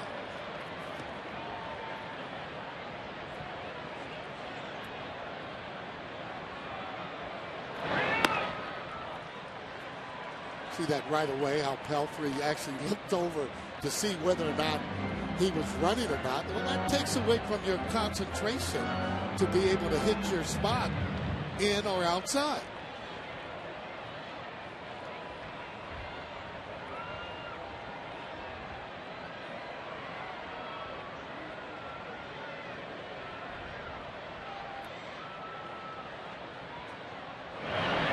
Line drive, base hit for Polanco into left. Victorino ahead to second. He'll stop there. So the Phillies have two aboard with nobody out here at the bottom of the fifth. Good hitting by Polanco. The other reason I was saying he's so good because he can hit that fastball. And that's 38 hits this month for Polanco. That ties Chase Utley's record set back in 2008. That's pretty impressive. That's a lot of hits to get in a month. Considering that there's still the rest of this game and tomorrow to be played, he could see that record go bye-bye very easily. Yeah, it's interesting too, though. Shane Victorino talking about balance. How many times up at the plate, Polanco, have you seen him with good balance? Very seldom do you see him swing at pitches that are in the dirt or over his head. He has concentration, knows his strike zone. And one of the reasons he's had a lot of success, besides the ability to be a good major league player. Well, now Rollins with nobody out and runners on first and second. He's already 2 for 2. See, Polanco's at first, Victorino's at second. Phillies have a chance for a good size inning here. And a breaking ball dropped in for strike one. Big here if he can get a hit. Score Victorino, put runners on first and third.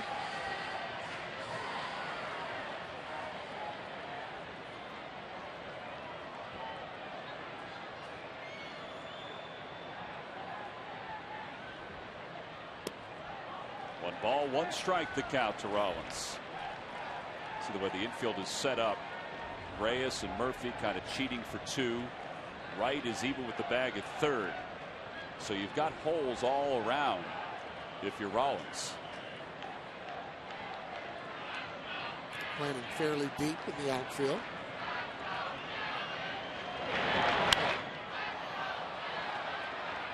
He fouls it over the third base dugout. 1-2 the count. Not easy situations. He's got to be able to get that runner over the third base. You can get him over on a long fly ball.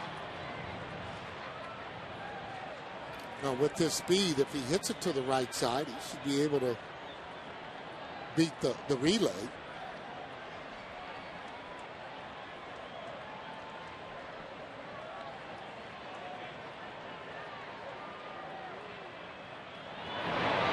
Outside, 2 balls and 2 strikes.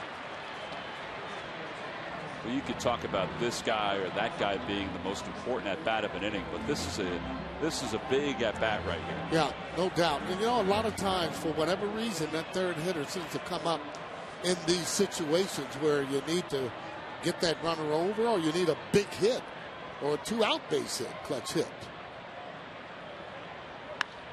And he popped it up left side. Reyes is over on the rim of the infield. Infield fly rule is called. There's one away. Rollins had some really good swings lately. That wasn't the best of swings, and he knows it. Oh, just a little more aggressive, almost like he was just kind of feathering the ball. I mean, to me, you want to be more aggressive, take a healthy swing. Now, they won't use the shift as much, because if they did, Victorino would be able to just walk down to third base. David Wright staying more at home. Howard hit a 2-run home run his last time up. Runners on first and second. And that hit him. Howard hit by the pitch. The bases are loaded. He has that guard on his arm, so it sounded like it hit that guard. Oh, it did. Wish I had one of those when I played.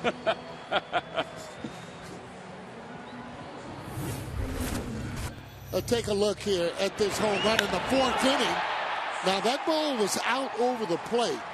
So, for me, he's not going to go out over there again. What he's going to do, he's going to try and get that ball up and in, and he tried to, and Ryan Howard getting hit on that. So, bases are loaded with 1 out. Here's Francisco. He hit the ball hard his last time up, a single to left center. Phillies trying to cash in.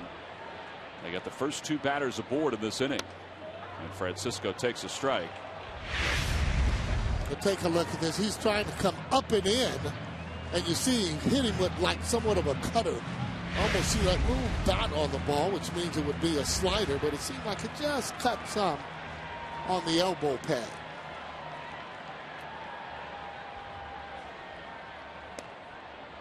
One ball and 1 strike to count. Francisco, by the way, has 16 runs batted in this first month of the year. It's not too shabby. Not too shabby, but with his opportunities for me. Correct. Could be easy in the 20s somewhere.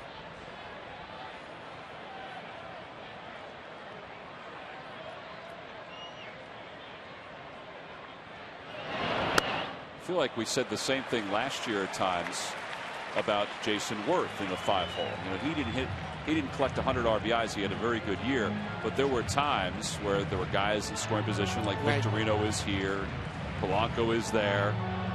And not only that too, Jason would take a walk. I mean, close pitches, Jason Worth wouldn't really want to swing at him. There was some time you got to go and be a little aggressive and try and drive that runner in. Chopper foul. Now it's 2-2 on the Toyota Major League scoreboard. Cardinals have tied up the Braves at 2. That game's in the top of the 4th. Tim Hudson is pitching in that one against Chris Carpenter. Pretty good matchup down in Atlanta. Braves will be here on this homestand next weekend. Chris Carpenter, I don't think, has won a game yet. Still trying to get that first game under his belt. Hit hard, base hit it to left field. Victorino will score. Here comes Polanco. He'll score easily. A 2-run single for Francisco. And the Phillies are up 4-0. That's big. Even bigger with 2 strikes on him. He's been striking out on high fastballs. He laid off of that pitch. Take a look at it down in the zone. Looked to be a changeup. As he pulls it, head down on the ball, right in the hole. Picks up 2 RBIs for his effort. So 2-run score, Victorino, and then Polanco right behind him. They're safe at home, safe and secure with New York Life. And we've got a pitching change here at Citizens Bank Park. Ben Francisco's 2-run base hit has sent Mike Pelfrey to the showers here in the bottom of the 5th. And the Phillies with a 4-0 lead in the opener of this 3-game series. So Terry Collins has taken the baseball from Mike Pelfrey. He'll wait for the new pitcher to come in. And this is an AT&T call to the bullpen with the Phillies on top 4-0.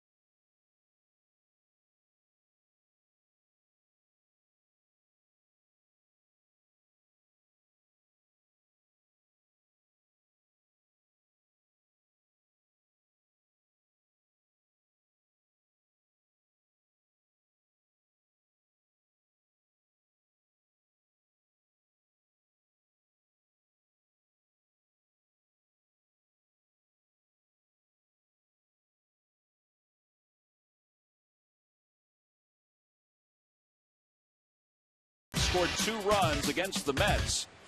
And Mike Pelfrey's evening is complete. Another short outing for Pelfrey against the Philadelphia Phillies. And the 2 runners on base are his responsibility. Phillies with 4 runs on 8 hits. So Dylan G will take over 2-0, a 2.31 ERA. And G was supposed to start tonight if Pelfrey couldn't. So he was in there as the long man, and he's being used early tonight. And he'll face Raul Ibanez. With Francisco on first, he came through with a big 2-run base hit, and Ryan Howard on second. Ibanez is 0 for 2. His only home run this year came against the Mets and Tim Burdack. That was 3 weeks ago.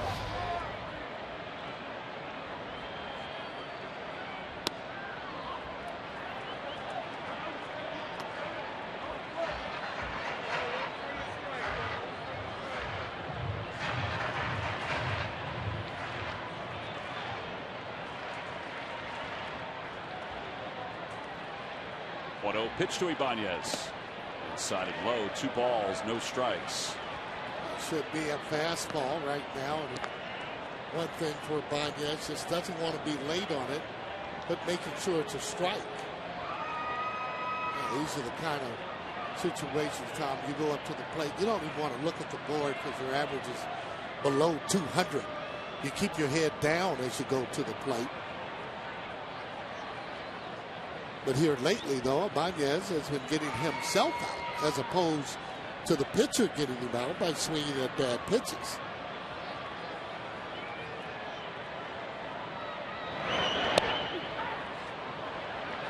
Well, that pitch was a changeup with the count 2-0. And that's the other thing. When you're in a slump, they make good pitches on you. That was a pitcher's pitch. Would he double up on the changeup here or come after the fastball? It looks like he's feeling good, but I got to stay because I'm not hitting. The one pitch I don't want to miss is just that fastball. Now the 2-1.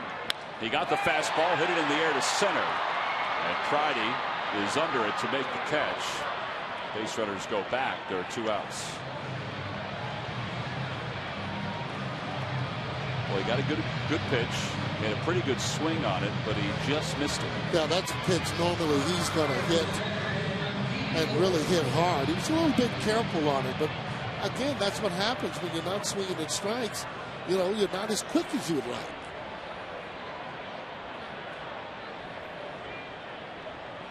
Here's Pete Orr. Orr is 0 for 2. His average has dipped under 300.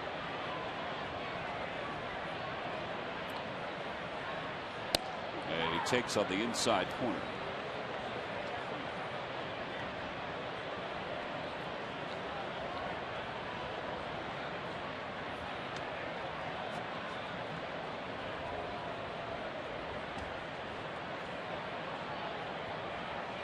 I asked Pete Orr if it was difficult to keep his major league preparation all year last year down in the minors, because it's so different playing in the majors compared to even AAA. Said the biggest thing here in the majors, you have a ton of video, a ton of information on every starter. Down there you may have some video, not a lot, just some. Obviously the size of the ballparks has an impact on you. Yep.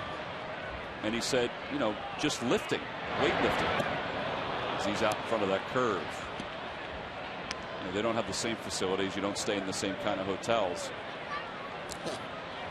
Isn't that the truth? Not only that, imagine the lights in a lot of the ballparks aren't the way they are here. You're facing a pretty hard thrower, difficult to see the balls coming to the plate. 1-2 the count to Orr. Breaking ball swung on and missed. He's down on strikes, and Dylan G has come in and settled things down for the Mets. But the Phillies do score 2 on the base hit by Francisco. They'll take a 4-0 lead into the 6th.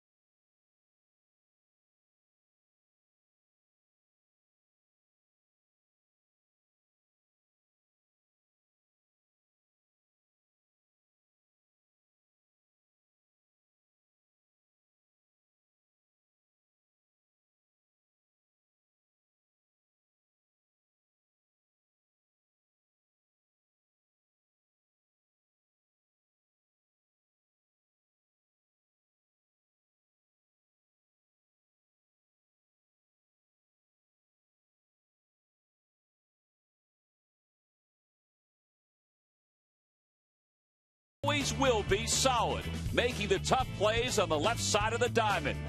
At the plate, he has come out swinging in the first month, getting on base often near the top of the lineup.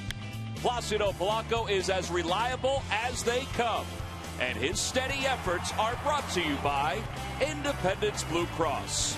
We're here for you every step of the way.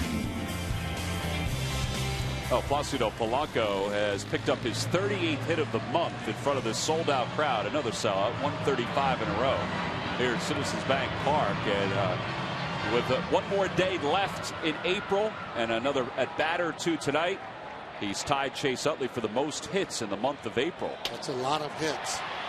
38. I hope it continues as the year moves on. Well, usually you have those 30 hits in April, you're going to have a pretty good year. At some point this year, you would expect that Polanco is going to reach 2,000 hits for his career. David Wright leads it off in the 6th, then takes a fastball low. So now with a 4-0 lead, the attention turns to Vance Worley, who worked a 1-2-3 fifth and now begins the 6th against Wright, who's 0 for 2. And a swing and a miss, 1-1. Good slider as the ball moves away from David Wright. He's already set him up with a whole lot of fastballs on the inside. Should open up that outside. David doesn't like that ball on the inside part of the plate. Just a little too far outside on that fastball, and it's 2-1. You know, for whatever reason, when you get hit in the head the way that David did, it takes you some time to be able to get back and feel confident. That one's right back up the middle. Just the second hit of the night for the Mets. So the leadoff batter's aboard. Hey, Wednesday, May 18th, the Phillies will begin a 2-game, yes, very brief series against the Colorado Rockies. We want to come in to see the Rockies.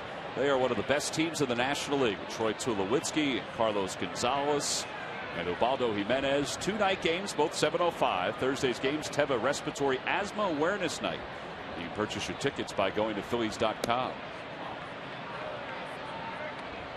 Carlos Beltran is 0 for 2. He hit into a double play his first time up.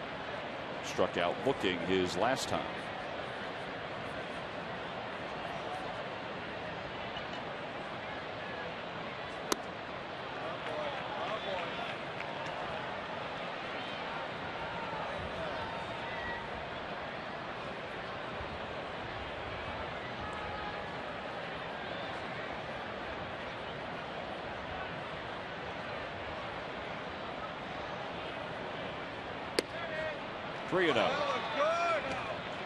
Now, one thing to keep an eye on as Michael Stutz starts to warm up in the pen for the Phillies is that Vance Worley has thrown 98 pitches. His high this year in the minors is 102. There's 99, and now there are 2 aboard.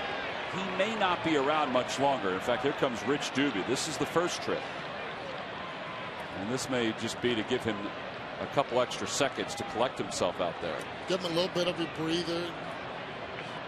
Tell him to get his pitches down. Really only a pitch away, getting that double play ball. You know what I like though, Sarge? Just his look of disgust as he was talking to Brian Schneider with himself and the situation. You know, there's a little emotion there. Yeah. Well, you don't want to walk batters. You want to make them hit to get on, make them work to get on.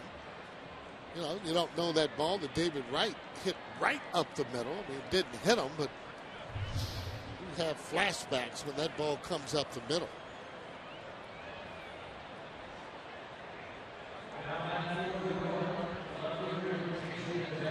Well, Jason Bay has walked. He's also flied to right.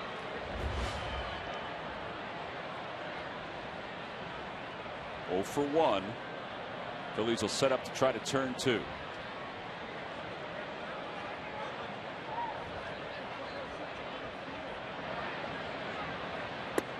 Inside, 1-0.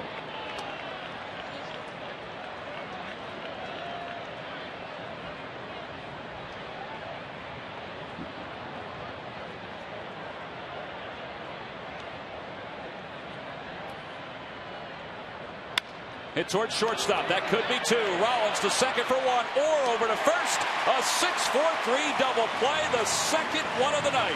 Boy, that's huge. It came on a breaking ball after not being able to find the location on the fastball. It comes up with an off-speed pitch for a 6-4-3 double play.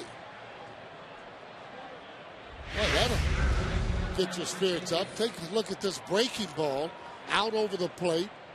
There it is. Tailor-made right there. There it is for you. 6-4-3. Nice turn. Well, now Worley will face Ike Davis with a runner at third, but 2 outs here in the top of the 6th. To left field.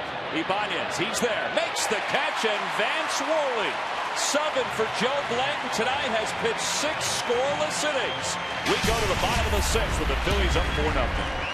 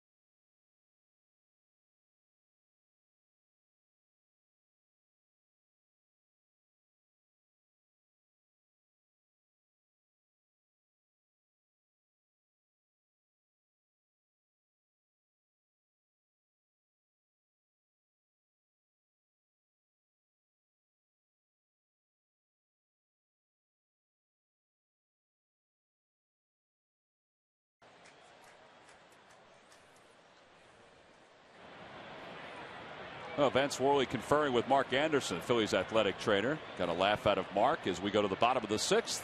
And Brian Schneider leads it off. He checks his swing on the first pitch. It'll be Schneider and then John Mayberry, who's out of the on-deck circle. So Worley's night is done. I'll tell you what, 6 good innings. Walks aside. He pitched well. And Schneider's out in front. 1 ball, 1 strike. Well, that's really nice. Get out of the game with a positive feeling. Got into some trouble, got out of it.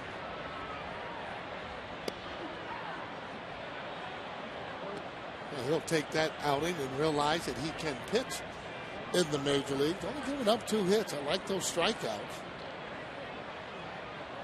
The other thing, too, is if you remember, the Phillies committed 2 errors in the first inning for the first time since May of 2010. And that prolonged that first inning for him. Sure did. As Schneider fouls it off into the upper deck. 2-2 the count to Brian. To lead off the 6th, the Phillies up 4-0.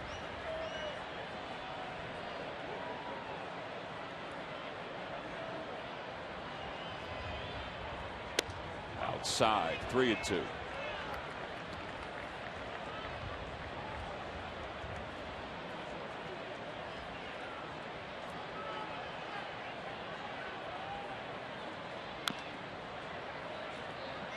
Sarge, we heard during the Open that Jimmy Rollins was talking about these games against the National League East. It's only April 29th, but they're 15 straight. It is a big deal, isn't it? Huge in your own division. That's how you can open up a lead by really winning the series. There's ball 4, and Mayberry will bat with a runner at first. Phillies baseball is brought to you by Acura.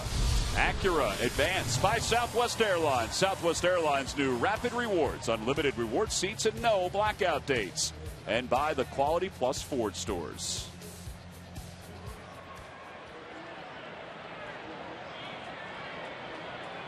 So here is Mayberry with nobody out here in the bottom of the 6th.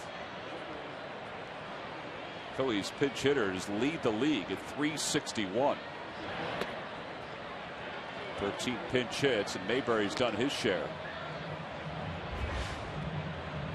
See his numbers overall. I think it's one of the most difficult jobs in baseball to come off that bench and pinch hit. Try and deliver a hit. Line drive toward left, Bay coming in, and he made the catch. I couldn't tell if that took a hop into his glove or not. Ball was hit hard. Oh boy. Right on the screws as he hits this ball. Take a look at it, fastball, see whether or not he trapped it or not, and he did. See it again. There we go. You see how he kind of lifts it up there a little bit? Hard to tell there. I mean, we're way behind home plate and upstairs.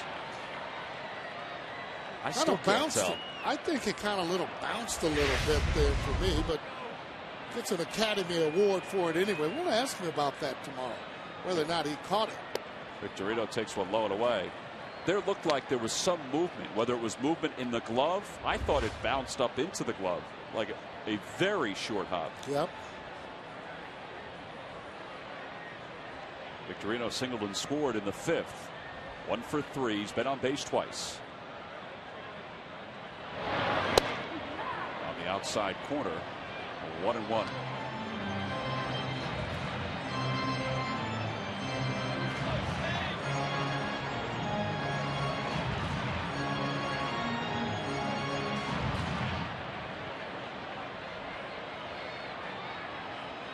Schneider leads off first.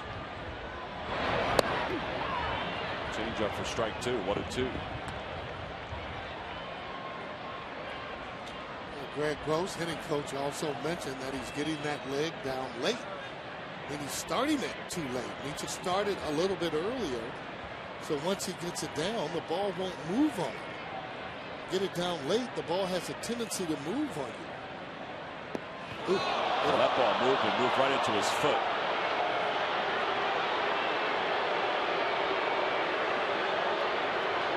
Phillies don't need anybody else injured. Second batter hit tonight. Well, obviously that not on purpose because that was a breaking ball. Nevertheless, still hurts the same. And take a look at it as this breaking ball comes in and boy, it hits him flush right on that front foot. Gets it down, and now he needs to get it up to get it out of the way. Boy, that does hurt.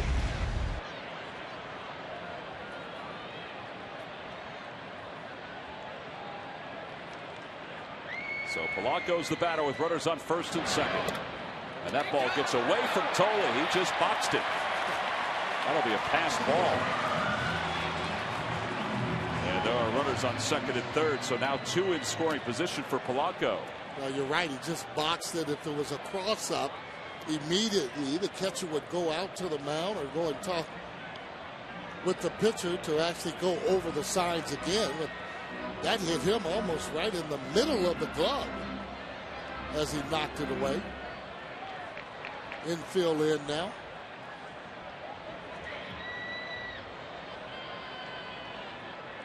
What to know the count as the infield does commit, as Sarge said. Outside 2-0. They said here you could kind of break the game open. Phillies are 1 for 9 with runners in scoring position. It doesn't seem like they've struggled so much tonight in that category because they lead 4-0. That's why you like all those chances, having runners in scoring position. They have left 6 so far. Back toward the middle. Murphy has it on the backhand. They've got Victorino caught. He's trying to run him down, and he does. Victorino thought Schneider was taken off on contact. Schneider stopped. And that cost Victorino 2 outs. Schneider just didn't break on contact, so he didn't go, even though the ball was maybe a half a step behind Murphy as he backhanded it. Yeah, usually there's a sign that, hey, we're going on contact, meaning that runner in second's going to go. Somebody must have missed the sign because Snyder hasn't gone at all, and the ball's almost there. So that's really a bad read because that ball takes him all the way where Shane is. By then, he would have been able to score. He would have to turn around and throw the ball. So now Rollins will bat. Takes one outside, and it's 1 ball and no strikes. So Victorino was correct in going, and Schneider was incorrect, Sarge? Is that what it? If they had the go on contact, then Snyder was wrong. Victorino thinking that it was on contact because he was going over to third all the way. So I would think someone messed up the sign. 2-0 the count to Rollins.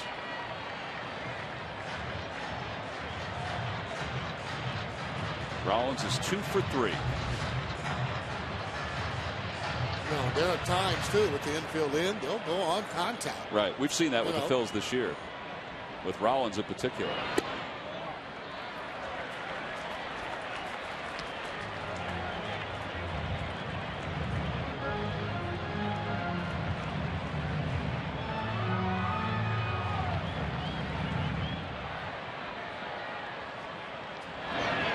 Outside.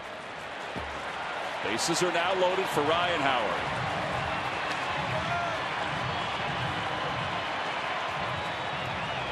So the Phillies, who had second and third with 1 out, when Polanco bounced to Murphy, and Murphy caught Victorino off the second base bag. He wasn't really looking at Schneider, and Schneider had it broken, so that's why he was caught. Now have the bases loaded and 2 outs for Ryan Howard, who's homered tonight. He's been hit by a pitch.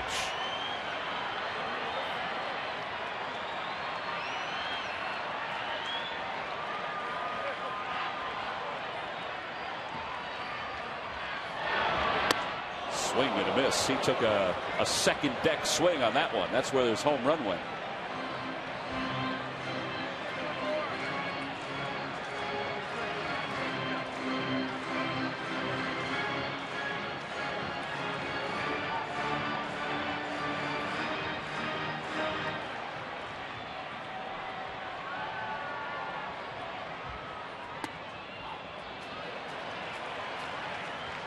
That's why they'd rather swing at if it's a strike. I want to swing at that ball too high.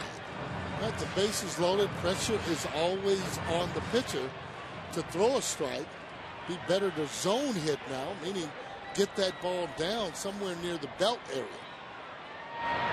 Outside, 2-1. With each ball he takes out of the strike zone, it sets him up for a ball that he can handle, a better one. He's in the driver's seat, get a chance to look for whatever pitch that he wants. 2-1 the count to Howard. With the bases loaded. And the pitch. High fastball, cut on and missed. It's 2-2. Out of the zone. You know, again, too high for me. You know, imagine now being able to be 3-1 as opposed to 2-2. Very big difference. That's why for hitters to be able to hitting counts. Doesn't guarantee you're going to get hits, but it will make it easier for you to get the pitch that you want.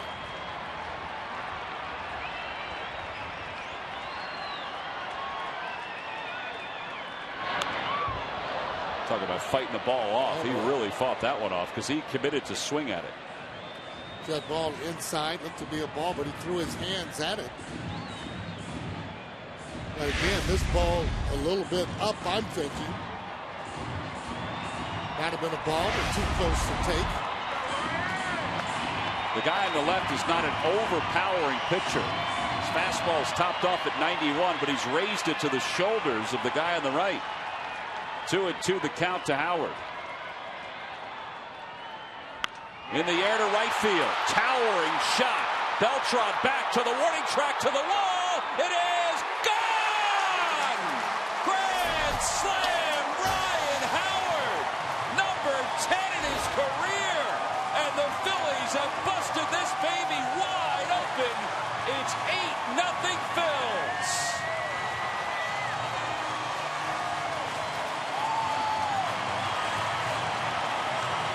Well, that just gets all the fans up out of their seats as Ryan Howard really takes the game on his shoulders as he hits his second home run. Grand slam style. Now this one, take a look at it. He wants the ball down. He gets those hands through, and it is see you later. Indication of how this ball carries in the field as they're having Ryan Howard come out for a curtain call. Well deserved here tonight. 1-1 the count to Francisco. The first home run, which was a 2-run shot, it was a blast into the second deck. That one, a towering shot, went into the second row of the first deck. Each one different in their own personality. Yeah, how about that wind blowing out to right field? A little bit carried out there. I mean, again, you got to give them credit to hit the ball. But the fact is, it always helps to be able to play with the elements. So now Ryan Howard with 259 home runs ties Del Ennis for second place all time in Phillies history. That is rather impressive that he has been able to head up the charts and is now second all time. Really is. A lot of home runs, a lot of RBIs. A lot of grand slams. 10 grand slams is a lot of grand slams. And the side is retired, but the damage is done in a big way by the Pete Peace. His second home run of the night. This one was majestic in every sense of the word. It just sounded like it was a grand slam. Ryan Howard has opened things up. He's given the Phils an 8-0 lead.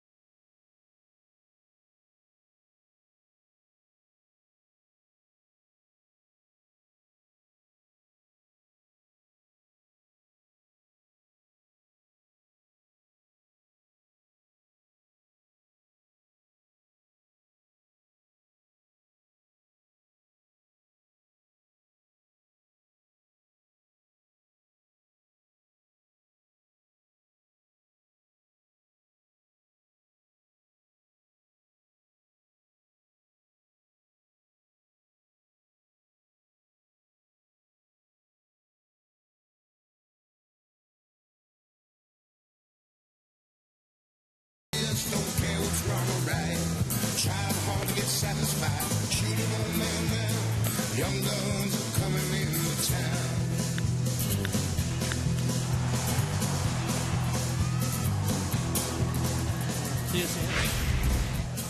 What a show by Ryan Howard here tonight, and also by Vance Worley. He gave him a great 6 innings.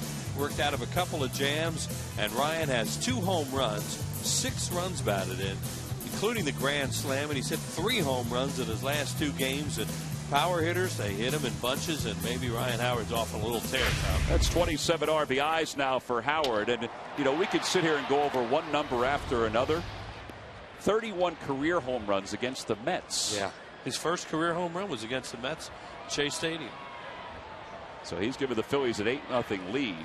Michael Stutz in the ball game with an adrenaline rush, pitching in this big ballpark for the first time in the regular season. Really impressed with Worley tonight, what he did twice in those jams and throw double play balls like that. That was really impressive. 2-0 pitch to Tolley. Outside, 3-0. Stutz, 1 inning so far in his big league career, was scoreless against the Arizona Diamondbacks. The Phillies had a 7-0 lead against the Mets in a game here earlier this year. All of a sudden it got tied up. That was in the Pelfrey game against Joe Blanton. I think he made a really good point about an adrenaline rush too there for Stutz. That's the last thing anybody wants to see him do, is come in and walk the leadoff batter with an 8-run lead. But he wasn't even close. Here's Pridey, who's 0 for 2. He has struck out and flied to right.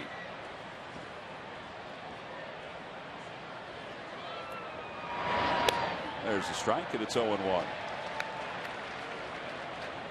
Looked like Brian had him throw a breaking ball there. You know, sometimes you're just that wild with your fastball, throw something off speed, try and get that over and get back into a little bit of a groove.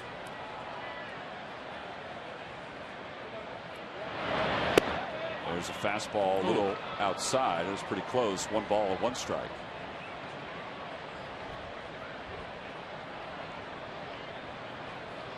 Gary Cedarstrom, the home plate umpire tonight.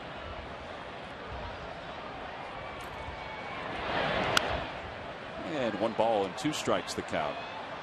Phillies had have a number of guys on the disabled list, as you know. That's why Michael Stutz is here.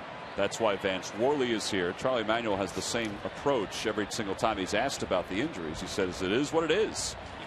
He said, you know, a guy's up here. That means we think he can play in a major league game and contribute.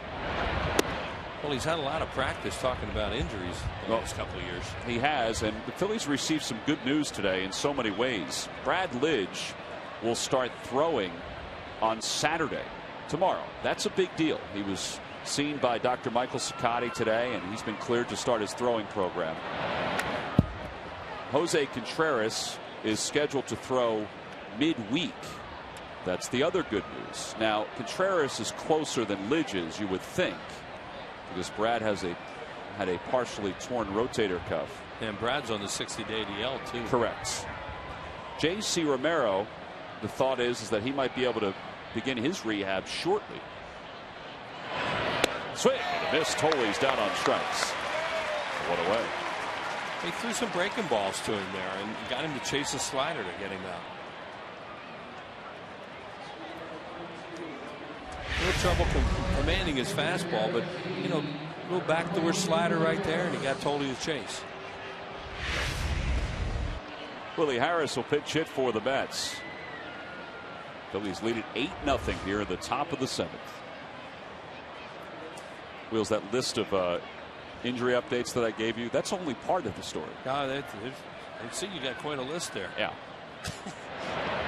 Slider outside, 1-0. Dominic Brown will continue to play in Clearwater through this weekend. Dominic 4 for 8 in his first couple of games with the Threshers with 2 home runs.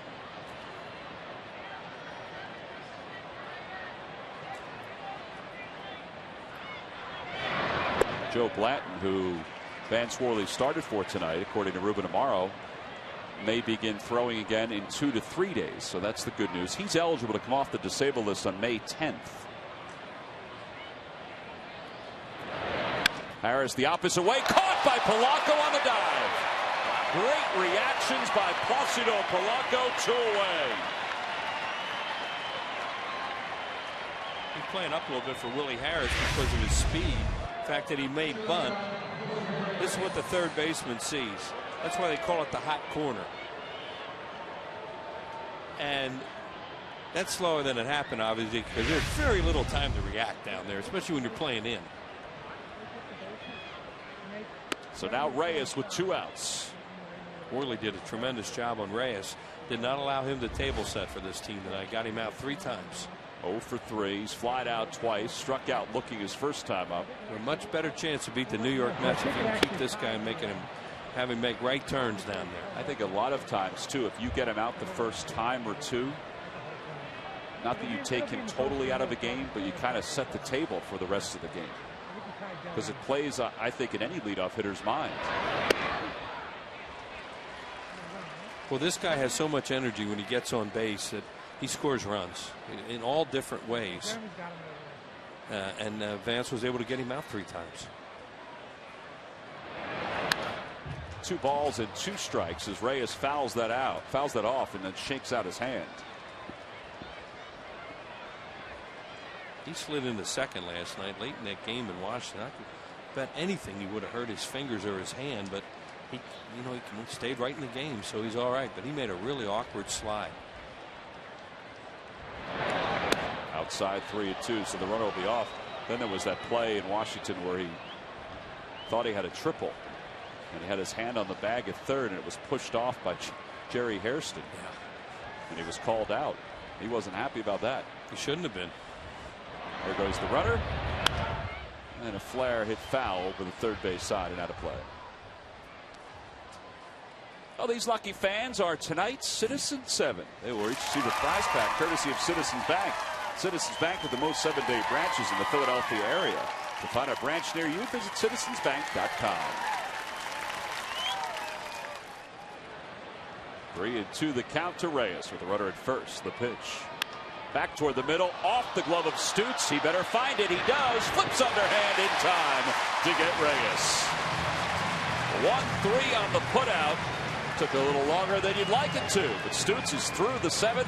It's time to stretch.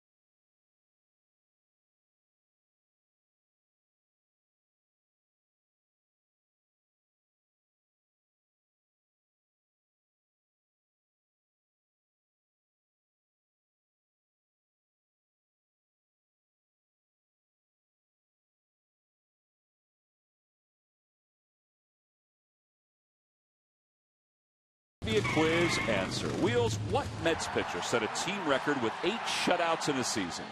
I need a hint. An era? A year? 80s. 80s. Yeah. Dwight Gooden.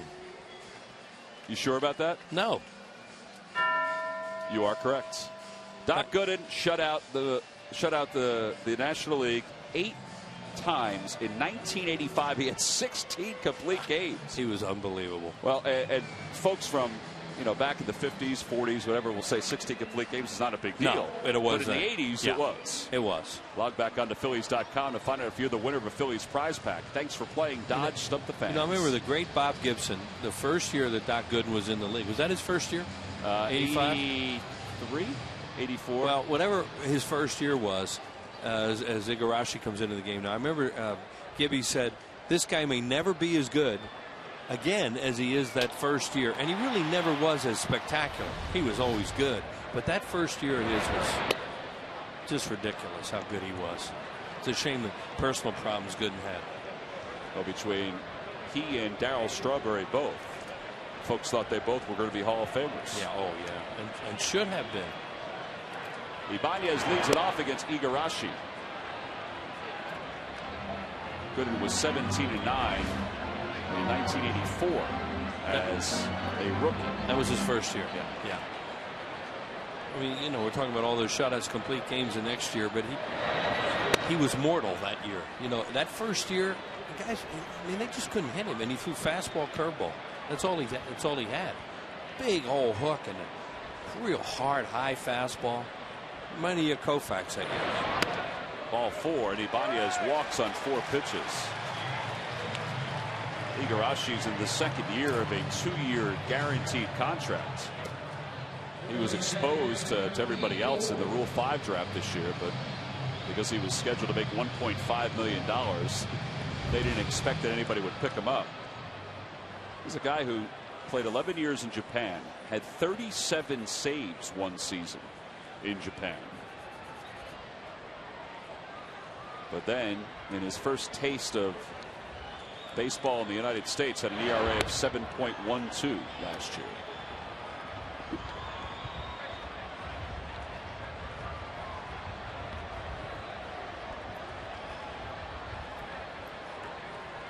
Fedor is 0 for 3.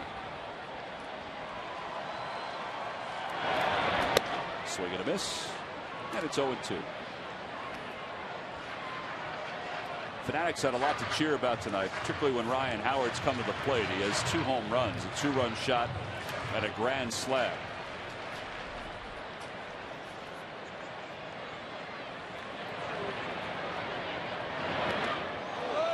That ball took a bounce and still hit Fedor. It's the third guy hit by a pitch tonight. Yeah, and it wasn't. She said it took a bounce. It was a split or a changeup. Speaking of Ryan Howard, Coors Light freeze can. Let's take a look at his 2 home runs. And watch the opposite swings right here. Look how he gets extended on this one and barrels it. That's the first home run. That's the one that goes into the second deck. Now now watch him pull his arms in. Look where his arms are compared to the other one and where that bat angle is. And he still gets it up into the wind and hits it out of the ballpark into the lower stand. You said that one was way up in the air too, but totally different swings, but he's so strong. Coors Light Freeze Camp brought to you by Frost Brewed Coors Light. And again, the second home run was his 10th grand slam of his career. Well, you know, it just shows you when a guy gets his arms out, a power hitter, how far they can hit him. And, you know, even a guy like Ryan Howard, when they pull their arms back, they just can't hit the ball as far, but he still hit it plenty far enough. 6 RBI night. 0-1 the count to Schneider. In the air to right center field. That's pretty well hit. Beltran on the run into the alley. He got there. And he made the catch. Brian Schneider has to wonder, why me? I think the wind knocked that ball down. No, I mean, it's carrying that. It is. Yeah. Maybe it wasn't as high as the one that Howard hit. And he hit it to one of the deeper parts of the ballpark out there, too. Pitches up in the strike zone, and Beltran's running better than we saw him early. When he was here early in April, he was not running that well. He's running a lot smoother now, it looks like. Michael Martinez will pinch hit for Michael Stutz. Donnie Baez is up and throwing in the pen for the Phils. By the way, speaking of Ryan Howard's slams, I mean 10, it's a lot. The record for grand slams is by Lou Gehrig with 23. But the National League record, Willie McCovey with 18. Right, and Ryan Howard has 10 now.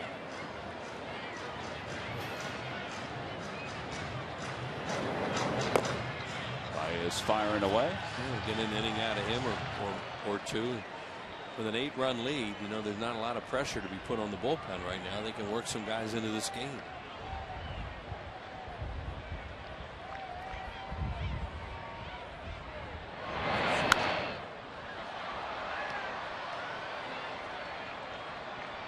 You know, they're doing this on the night their 5th starter goes, who replaced their 5th starter. And now the rotation is set up to get going again tomorrow afternoon with Roy Halladay. Yeah, Roy Halladay tomorrow, Cliff Lee on Sunday, off day on Monday. It's supposed to be Roy Oswalt on Tuesday. Roy went back home to Mississippi to take care of his family. There are a number of tornadoes, as everybody has now heard, throughout the South. Alabama, Mississippi, Georgia, and Roy's Town did get hit. But fortunately, according to reports, everything's okay where he lives. And whether he pitches again on Tuesday, well, the next couple of days will tell us that. And we hope everybody's okay, not only in his hometown, but also all along the South. I mean, there was a lot of devastation. Horrible. Record tornadoes as far as intensity. 1-2 the count to Martinez. The pitch. Fouls it back.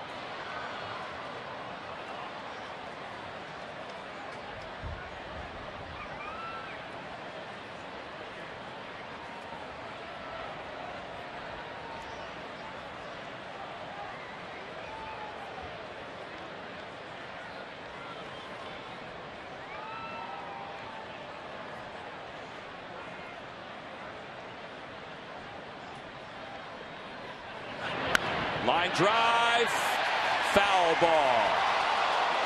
Oh. Lance Barksdale had the best view of it, other than Becca, the Phillies ball girl. And all he could hope there is it was going to catch some chalk. The line drive doesn't matter where it goes over the bag. You got to catch some chalk on the other side.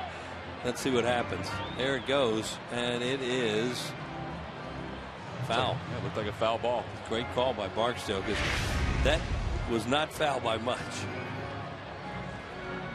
Good job by the umpire, though. He saw it turn around and got the right angle and called it right away.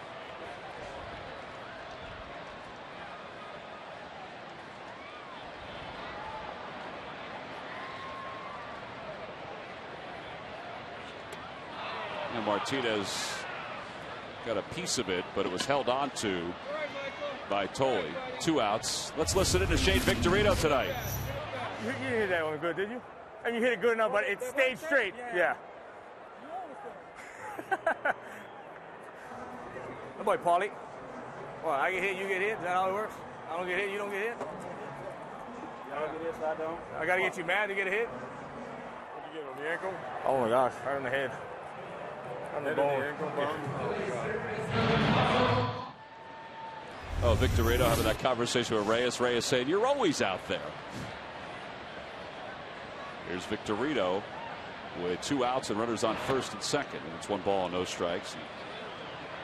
We appreciate Shane wearing that microphone for us, because it does add something different to the telecast. Oh, yeah. I mean, we've gotten some pretty good stuff from him tonight. Baseball stuff, how courteous he is, saying hi to everybody, seeing how they're doing. But also, you know, giving us a little insight on the game itself, telling us about his timing at the plate, that he felt like it was just off tonight in his first couple of at-bats. Well, he has a very outgoing personality. He is the perfect guy to mic.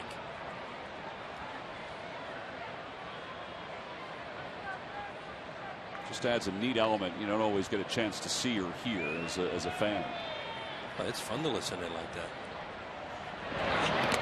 Whoop. That ball gets away from Tolley. That one will be a wild pitch. He had a pass ball earlier. The Phillies have 2 in scoring position with 2 outs. Well, this guy has a nasty splitter, like a lot of these Japanese pitchers do. Splitters or fork balls, and that thing really exploded down. He struck Martinez out on one. Here comes another one. Now watch it tumble. Oh, you know, and he's trying. He's anticipating it in the dirt, but he didn't get over quickly enough to block it with his body. He tried to backhand it. It might have caught some of his meat hand too.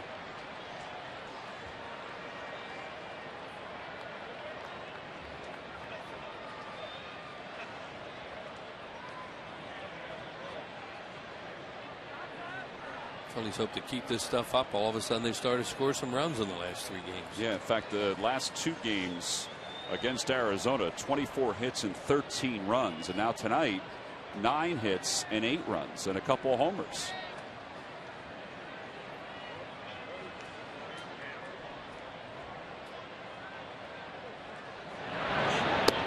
Three, the count to Victorino. And of course it's 3-0 and it's 8-0. You do not swing here. Might get a good pitch to hit that. Don't swing. And he knows that.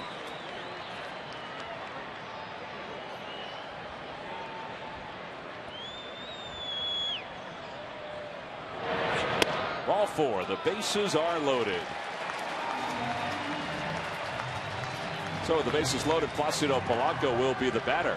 Monday, May 23rd, the Phillies will start a 4-game series with the Cincinnati Reds. Reds are playing the Marlins this weekend, losing tonight. All 3 of the 4 games are night games. The final game is a Citizens Bank Business Person Special and Modell Sporting Goods Senior Stroll the Bases. Limited seats are available. You can go to Phillies.com to purchase your tickets. Dan Worthen's out to the mound.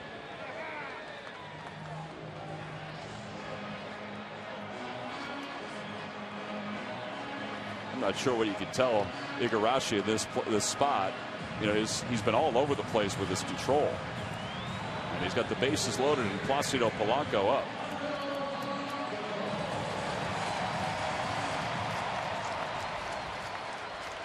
Polanco's 1 for 4, couple runs scored.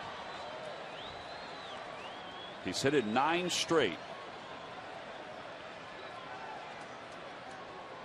And a breaking ball, a little high. 1 ball, no strikes.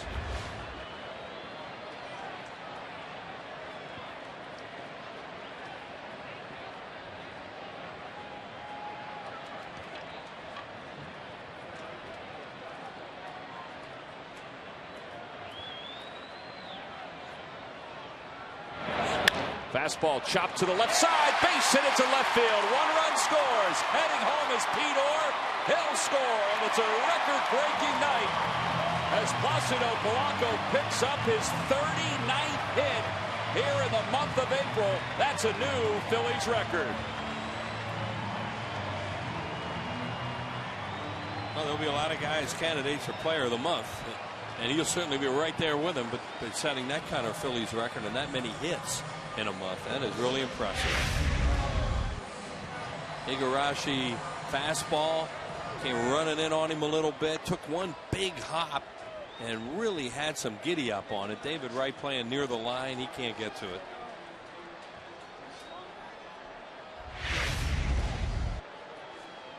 Two hits, 2 runs, 2 RBIs for Polanco. 10-0 Phillies, and Rollins takes one outside. Mets have been doing a good job in all phases of the game lately. Their bullpen's been outstanding. They've been scoring runs, pitching well, and the Phillies are just blowing them up here tonight.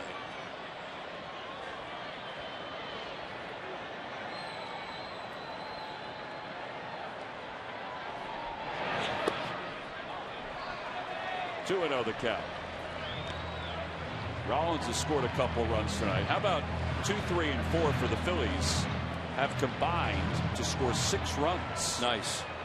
Because that, 2 has been productive. 3, 4, not so hot for the Phillies when they were not scoring runs. Jimmy's starting to pick it up, and obviously Ryan Howard is too. Can also throw Victorino in there. He's been on base 4 times tonight. And if not for a base running mistake back in the 6th, he would have scored 2. Yeah, just that was a strange play. It didn't look like they were going on contact, and he just broke, and next thing you know he was trapped, and you have a slow runner at third and Schneider. So, but they got an inning out of it. Grand slam. Outside, 3 and 1.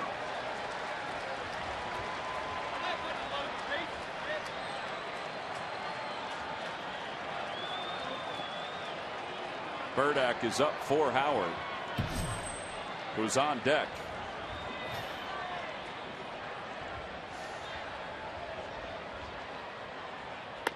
And we'll see Burdack, you would assume, against Ryan Howard. Here comes Terry Collins. That'll be it for Igarashi. Another bases loaded situation for Ryan Howard. 3 walks, a hit batter, and a 2-run single. And Igarashi's night is done. Ryan Howard's night, no, it is continuing. A word of advice from Greg Gross before he gets set to bat. When we return, we have a pitching change.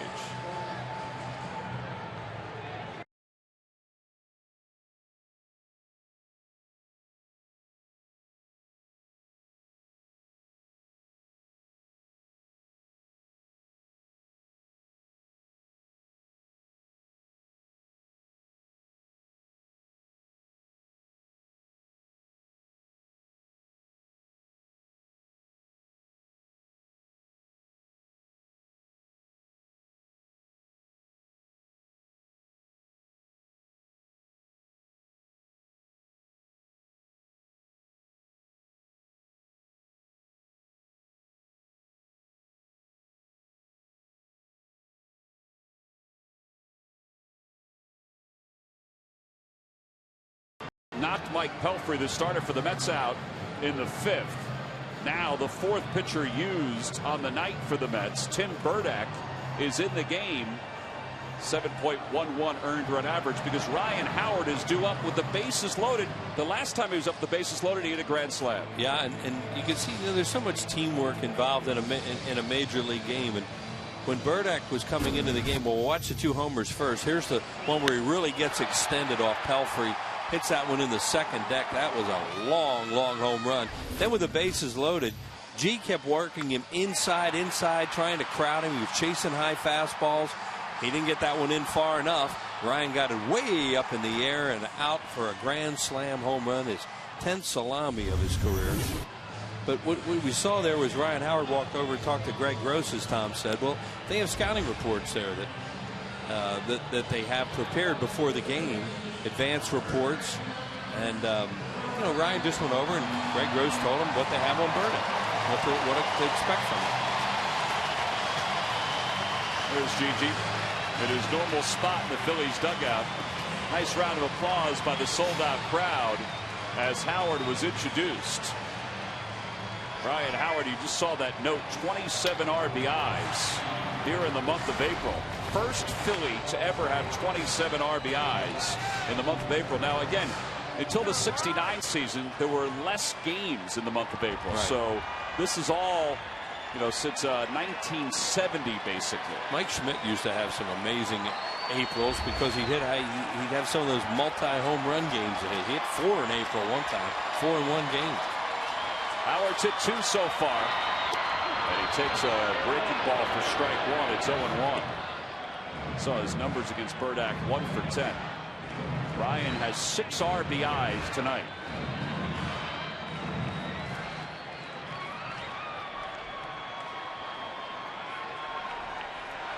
He's taken over the league lead in RBIs with just what he's done tonight. 7 RBIs in the games, the most he's ever had, and a swing and a miss. Boy, did he have a good pitch to hit there.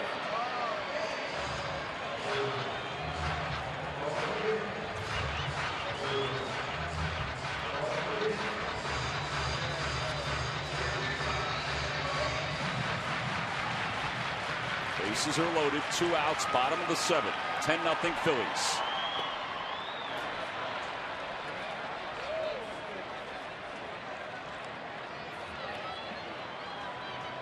Totally making sure that Victorino stays at 3rd.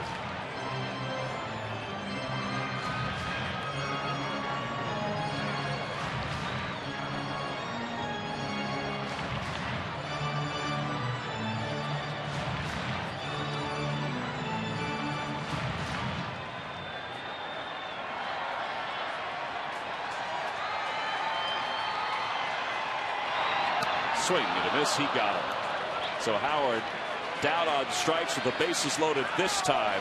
An inning after with the bases loaded, he homered in the 6th. So the Phillies leave him loaded. They get 2 more. We go to the 8th.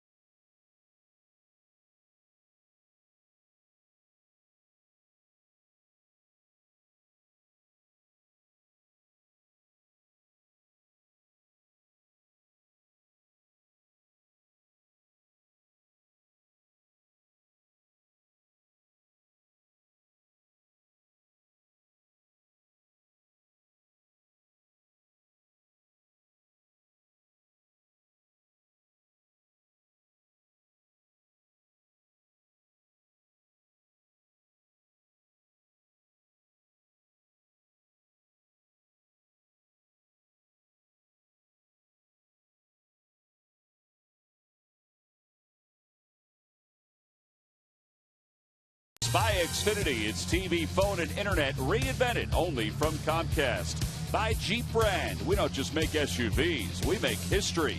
And by Southwest Airlines. Southwest Airlines' new Rapid Rewards.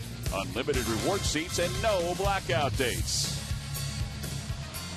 Top of the 8th, the Phillies a commanding 10-0 lead. You know, the last time the Phillies faced the Mets, they hit double digits in their 2 victories. You know, that was when they were clicking on all cylinders. Well, as Danny Baez comes on in his 10th game of the year, if you didn't see the Phillies over the last couple of weeks, well, you might think this is the way it's been all year long, but it hasn't. But it's nice that they've started to click offensively. Yeah, well, if you just watch Mets games against the Phillies, you think they score a lot of runs. Yeah. And they certainly haven't. But, hey, when that guy starts to swing the bat and there are people on in front of him, they score a lot of runs. Look at that, 21-0 in the last 2 games. Well, you think about it, too. The game 2 of the series, they won 10-7, so 31-7 in those 3 games. Here's David Wright, who was 1 for 3, excuse me. Singled his last time up against Worley, who went 6 innings tonight. Walked 4, struck out 5, allowed just 2 hits. Pete Orr moves from 2nd over to 3rd. And Michael Martinez, who pinch hit for the pitcher's spot, stays in the game to play 2nd. Placido Polanco, who has played just about every day, gets a chance to get a breather. Ryan Howard, if he gotten a hit there, would have the all-time record for runs batted in for a Philly in the game. 9-8 is their record. You said he's one of the guys with 8 or 7? 7. And 8 is the record. There's Polanco getting a breather. Nice to see him out there every day.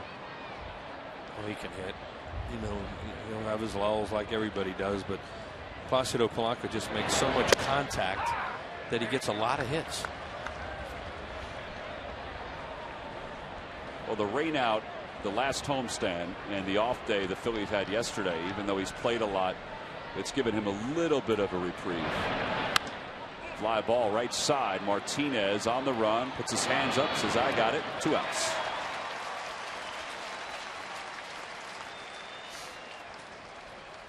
Well, we're heading into the month of June already, Wheels, with our promotions. The Dodgers will be here. Their one and only trip to Citizens Bank Park this regular season. It's a Hatfield Dollar Dog Night at the ballpark on the 6th of June. All 3 games are night games, and you can get tickets to all 3 of those games by going to Phillies.com. Dodgers, one of these stories of Major League Baseball this year, not the way they want it. No, Tom Schieffer has been appointed by Major League Baseball to now run the Los Angeles Dodgers. Saw that name and wondered, and he is the brother of Bob Schieffer, the longtime CBS News correspondent and anchor. Face the Nation on Sundays. Really a good journalist. And his brother trying to figure out some of the things that are going on with the Dodgers. His brother ran the Texas Rangers when former President George Bush won the governor's position in Texas. He had been the president of the Rangers, and once he was elected governor, he had to give up that responsibility, and that's when Schieffer took over.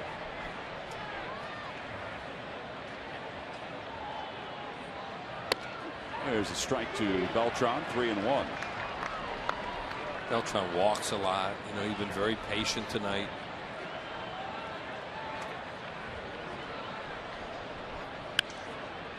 Foul ball, and it's 3-2. Wheels, did you look at the names that are tied for the most RBIs in a game in Phillies history? No. Can you name the 5? I just looked at it too, and I didn't read it. I just asked saw you that. No, but I looked at the 8, and I saw all those names, and I never read any of the names. To left field, that's pretty well hit. Ibanez on the run to the track. The wind will keep it in the yard. I got a few ideas. And the side is retired. Bonus question when we return in the bottom of the 8th if the Phillies retire the side in order at the top of the 8th.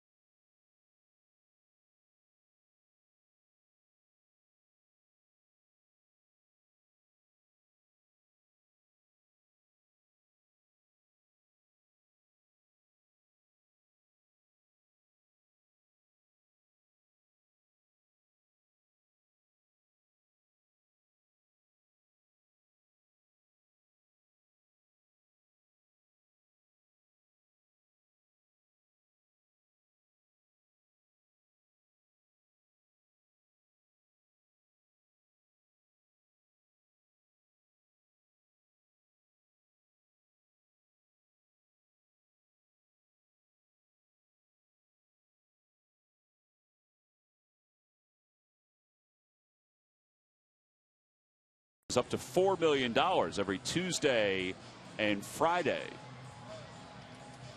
Get your tickets now for the Powerball for tomorrow. Had some changes for the Mets. Scott Hairston has come on to play right field. Who will be at shortstop?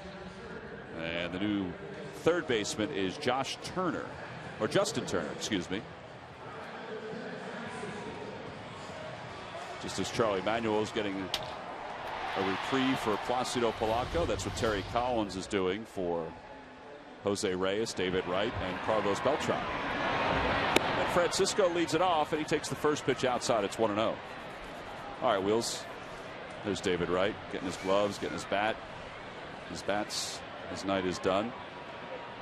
What do you think about the Phillies hitters in history who have 8 RBIs in a game? Did Andy Seminick ever do it? Andy Seminick would be incorrect.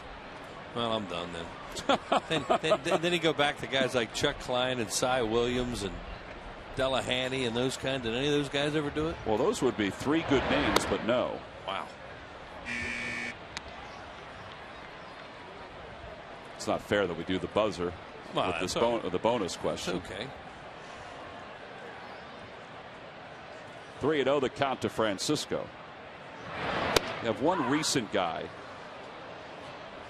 Robert Person. He had 7. I think he had 7. I think he did have 7. Game, didn't he did have 7. How about Von Hayes? Von Hayes is incorrect. Gee. Outside, ball 4. Francisco is aboard. He had all those RBIs in the first inning in one game. I mean, think about, at least for one, think about what you said before about home runs in April. Oh, Mike Schmidt. Mike Schmidt, 1976. Yeah. In April of 76. But that was the day he hit the 4 in a row. Right. Against Chicago. Pudd'nhead. Willie Jones did it. Yeah, 58. As Ibanez takes a strike. Skip Clayton should be in here. He'd know all these.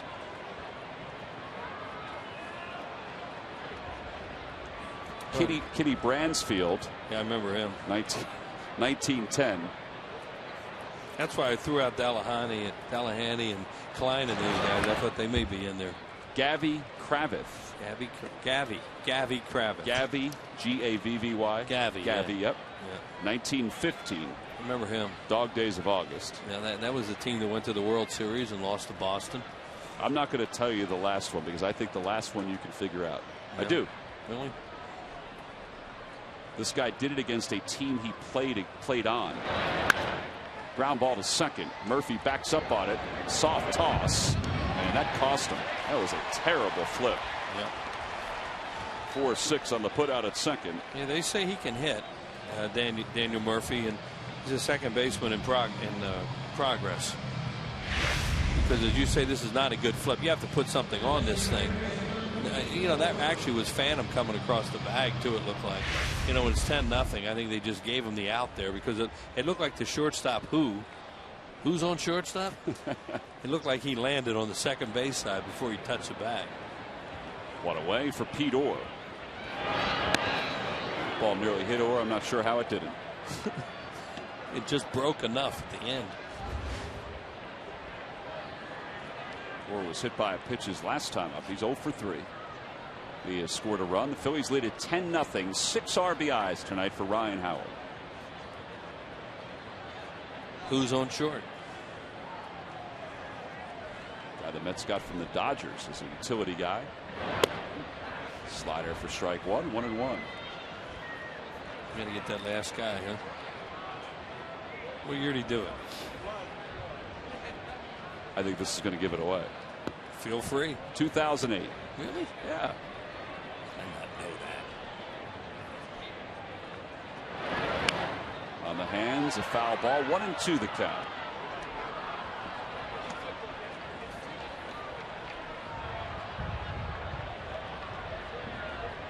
Against Toronto. Against Toronto. Jason Worth. Jason Worth would be correct. May 16, 2008. Hit a grand slam in that game. That hit 3 home runs, I think. Hit 3, and yeah, he didn't hit a slam. You're right. He hit 3 home runs. Yeah. Swing and a miss. And Orr is rung up, second out here in the 8th. So 2 outs in the bottom of the 8th, and Brian Schneider will bat against Burdack. Well, that's how close Ryan Howard came tonight to being the all-time Phillies RBI leader in a game. One more hit, just a single. Hey, you figure that 2 runs would have easily scored. There were 2 outs. Sure. I say that because they would have gone on contact. Here's a guy that deserves a hit. He's been on base twice. He's hit a lot of balls hard. He has a hit tonight, but man, he's hit some balls hard.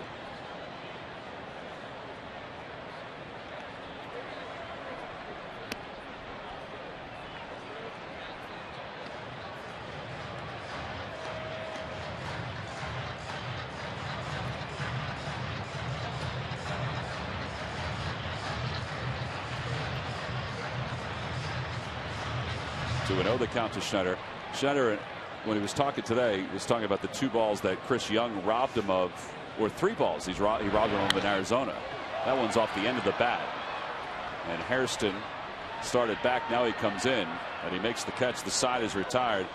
And he said, well, there were 3 balls that Chris Young robbed me of Arizona. 2 in left center, 1 in right center. And we go to the 9th with the Phils up 10-0.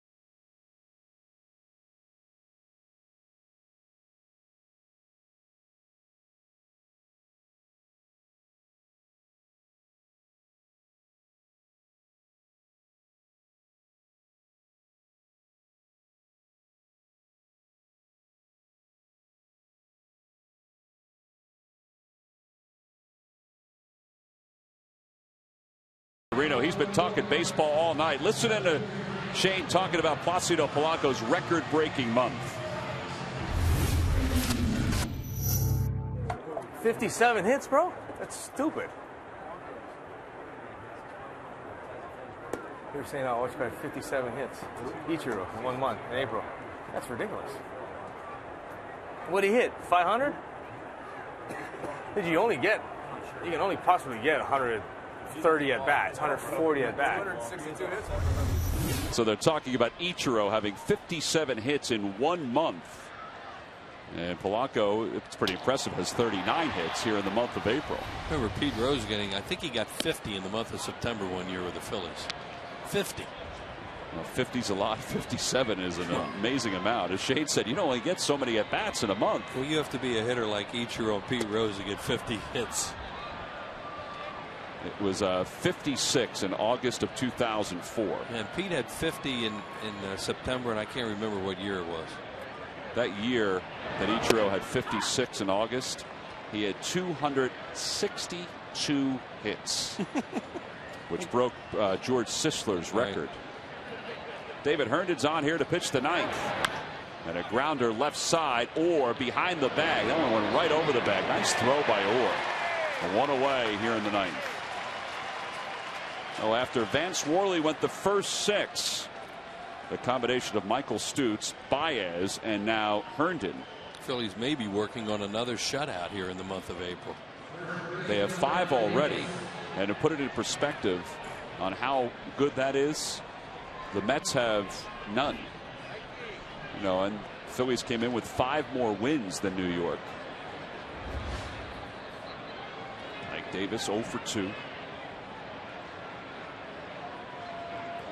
By the way, 7 in a row retired by the Phillies bullpen. Straightaway center field. That's hit a ton. Victorino's back to the warning track to the wall, and forget about the shutout. Guess there won't be a shutout. That ball was crushed. Yeah, well, that guy's a pretty good hitter, and he has been red hot, and he just extended his hitting streak. That's 11 consecutive games, and it's the first run of the night for the Mets. Let's hope it's the last.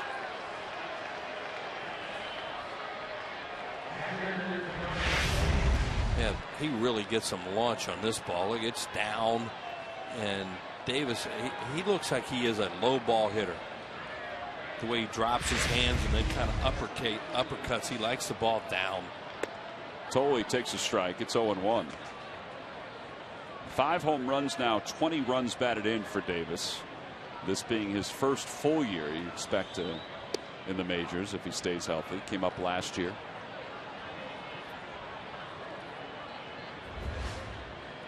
Toley's walked twice. And it's 2 balls and 1 strike.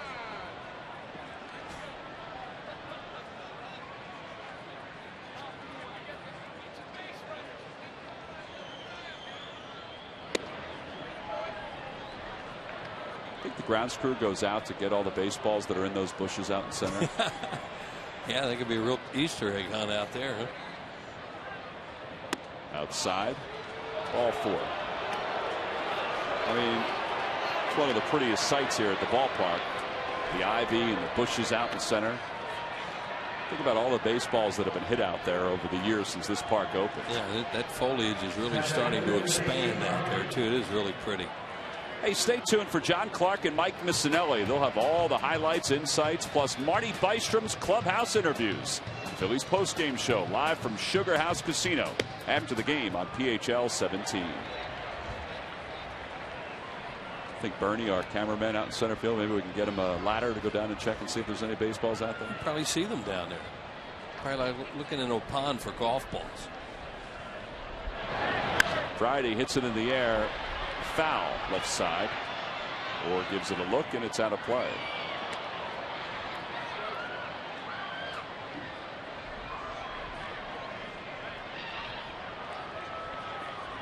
Well, David Herndon's trying to find something here. He's really struggled here in the month of April. Well, yeah, this is a perfect inning to come in, no pressure. Just come in, get some outs, and get everybody in the clubhouse. Runner goes. Pitch is taken way inside. Early day tomorrow.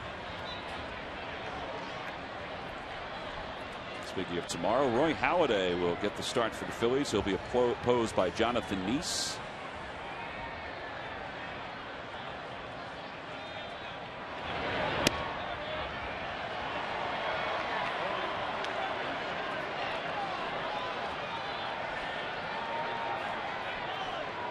Get him to go for a slider there and didn't swing.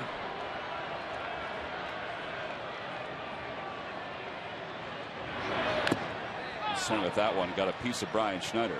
2-2 the count. That's the reason they brought Dane Sardina up here. Heaven forbid that something would happen to Brian Schneider in the game, and then they don't have a catcher. No matter how much you talk about those emergency guys, they do not want to be back there. Pete Orr, he doesn't, you know, you can call him the emergency catcher. He's got to be some emergency.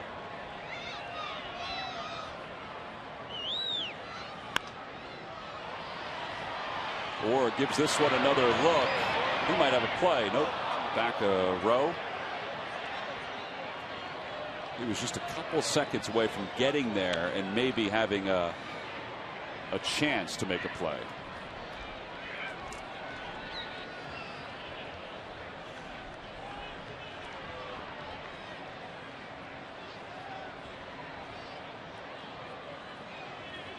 Two and two the count.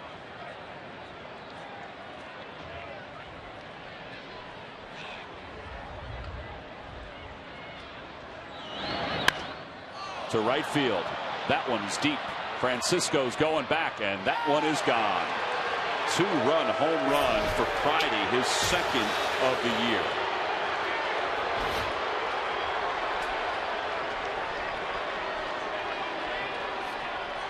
So 3 runs have scored for the Mets here in the 8th, or excuse me, here in the 9th.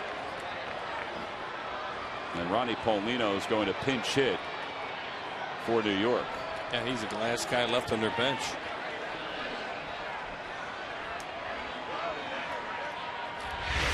Well, this is a place to shoot one out of here. You can hit it to right field like this. And that pitch is just a high sinker. And he hit it hard, too. That sounded like a home run.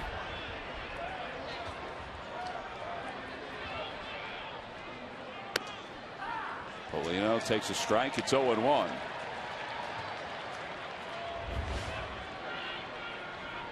So Paulino's career numbers: 31 homers, 192 RBIs, or has it 2 outs here in the 9th.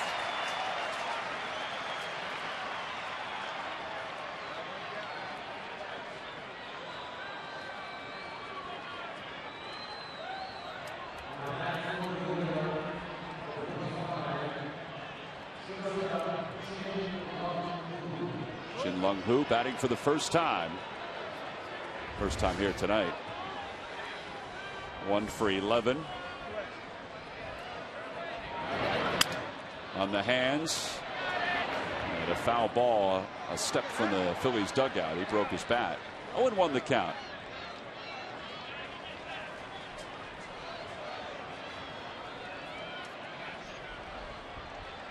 Who didn't like that bat?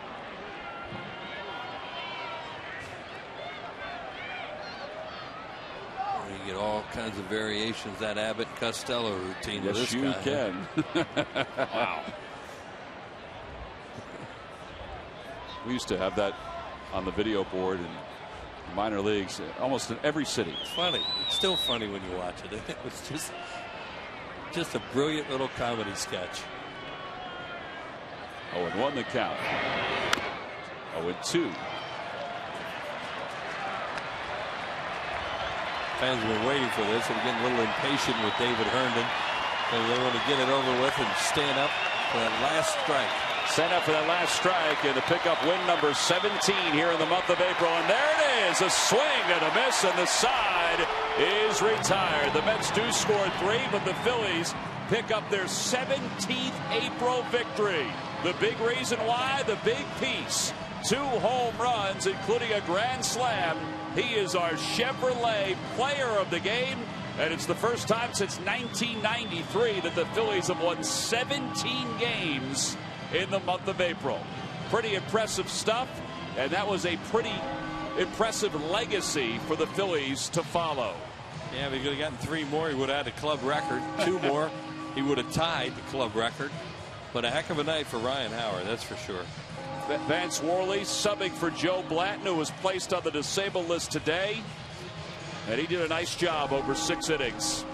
Our WB Mason deliveries of the game, both of the home runs for Ryan Howard. Ryan Howard with 6 RBIs on 2 swings of the bat. That one off Mike Pelfrey. 4th career home run off Pelfrey into the upper deck. 2nd level out there. That's a long. And then the 6th inning, bases loaded off G, who've been pitching him up and away and up and in. He got that one way up in the air and out. He went for his 10th career grand slam home run. What a huge night for the guy Charlie calls the big piece, Ryan Howard, and he is down there with Sarge. Take it away, Sarge. Hey guys, thanks a lot. 2 home runs, 27 ribbies, went from 5th to 1st now in the league. How big is this game, though, the first game to win? It's huge. I mean, it puts us in a position to try to go out and win a series tomorrow. So, to be able to come back after an off day and kind of have the outburst that we did today, it's a good feeling. You guys think you're seeing the ball good now? You're coming off of a win there in Arizona. Swung the bat's pretty good. You carried it on tonight. Yeah, I mean, we just tried to carry that momentum from Arizona. And like I said, again, it's big to kind of come off of an off day and have that kind of offensive explosion. Mr. Worley coming in from AAA, giving the club a lift. Talk a little bit about him. I mean, ever since he's been called up, he's just come up and done what's asked of him. And, I mean, he went out, executed his game plan, and gave us opportunities to put runs up, and even got himself a knock. So, I mean, he did his thing. Last question, 10 grand slams. You ever think in your wildest dreams there? That's a lot of home runs there, a lot of grand slams. Yeah, I mean, it's just blessed to be in that position, and wasn't sure. I mean, I thought the ball, it got up pretty high, and with the wind, the way the wind was acting, I wasn't sure if it was going to get out. I was just hoping to get to the wall, be able to get some runs in, but, I mean, it carried out, so I'll take it. Thanks for coming on the show. Continue success. Thank you, Sarge. All righty. Tom, Wills? All right, Sarge, thank you very much. A big night for the big piece. The Phillies win it 10-3. Take game 1 of this series. We'll be back after this.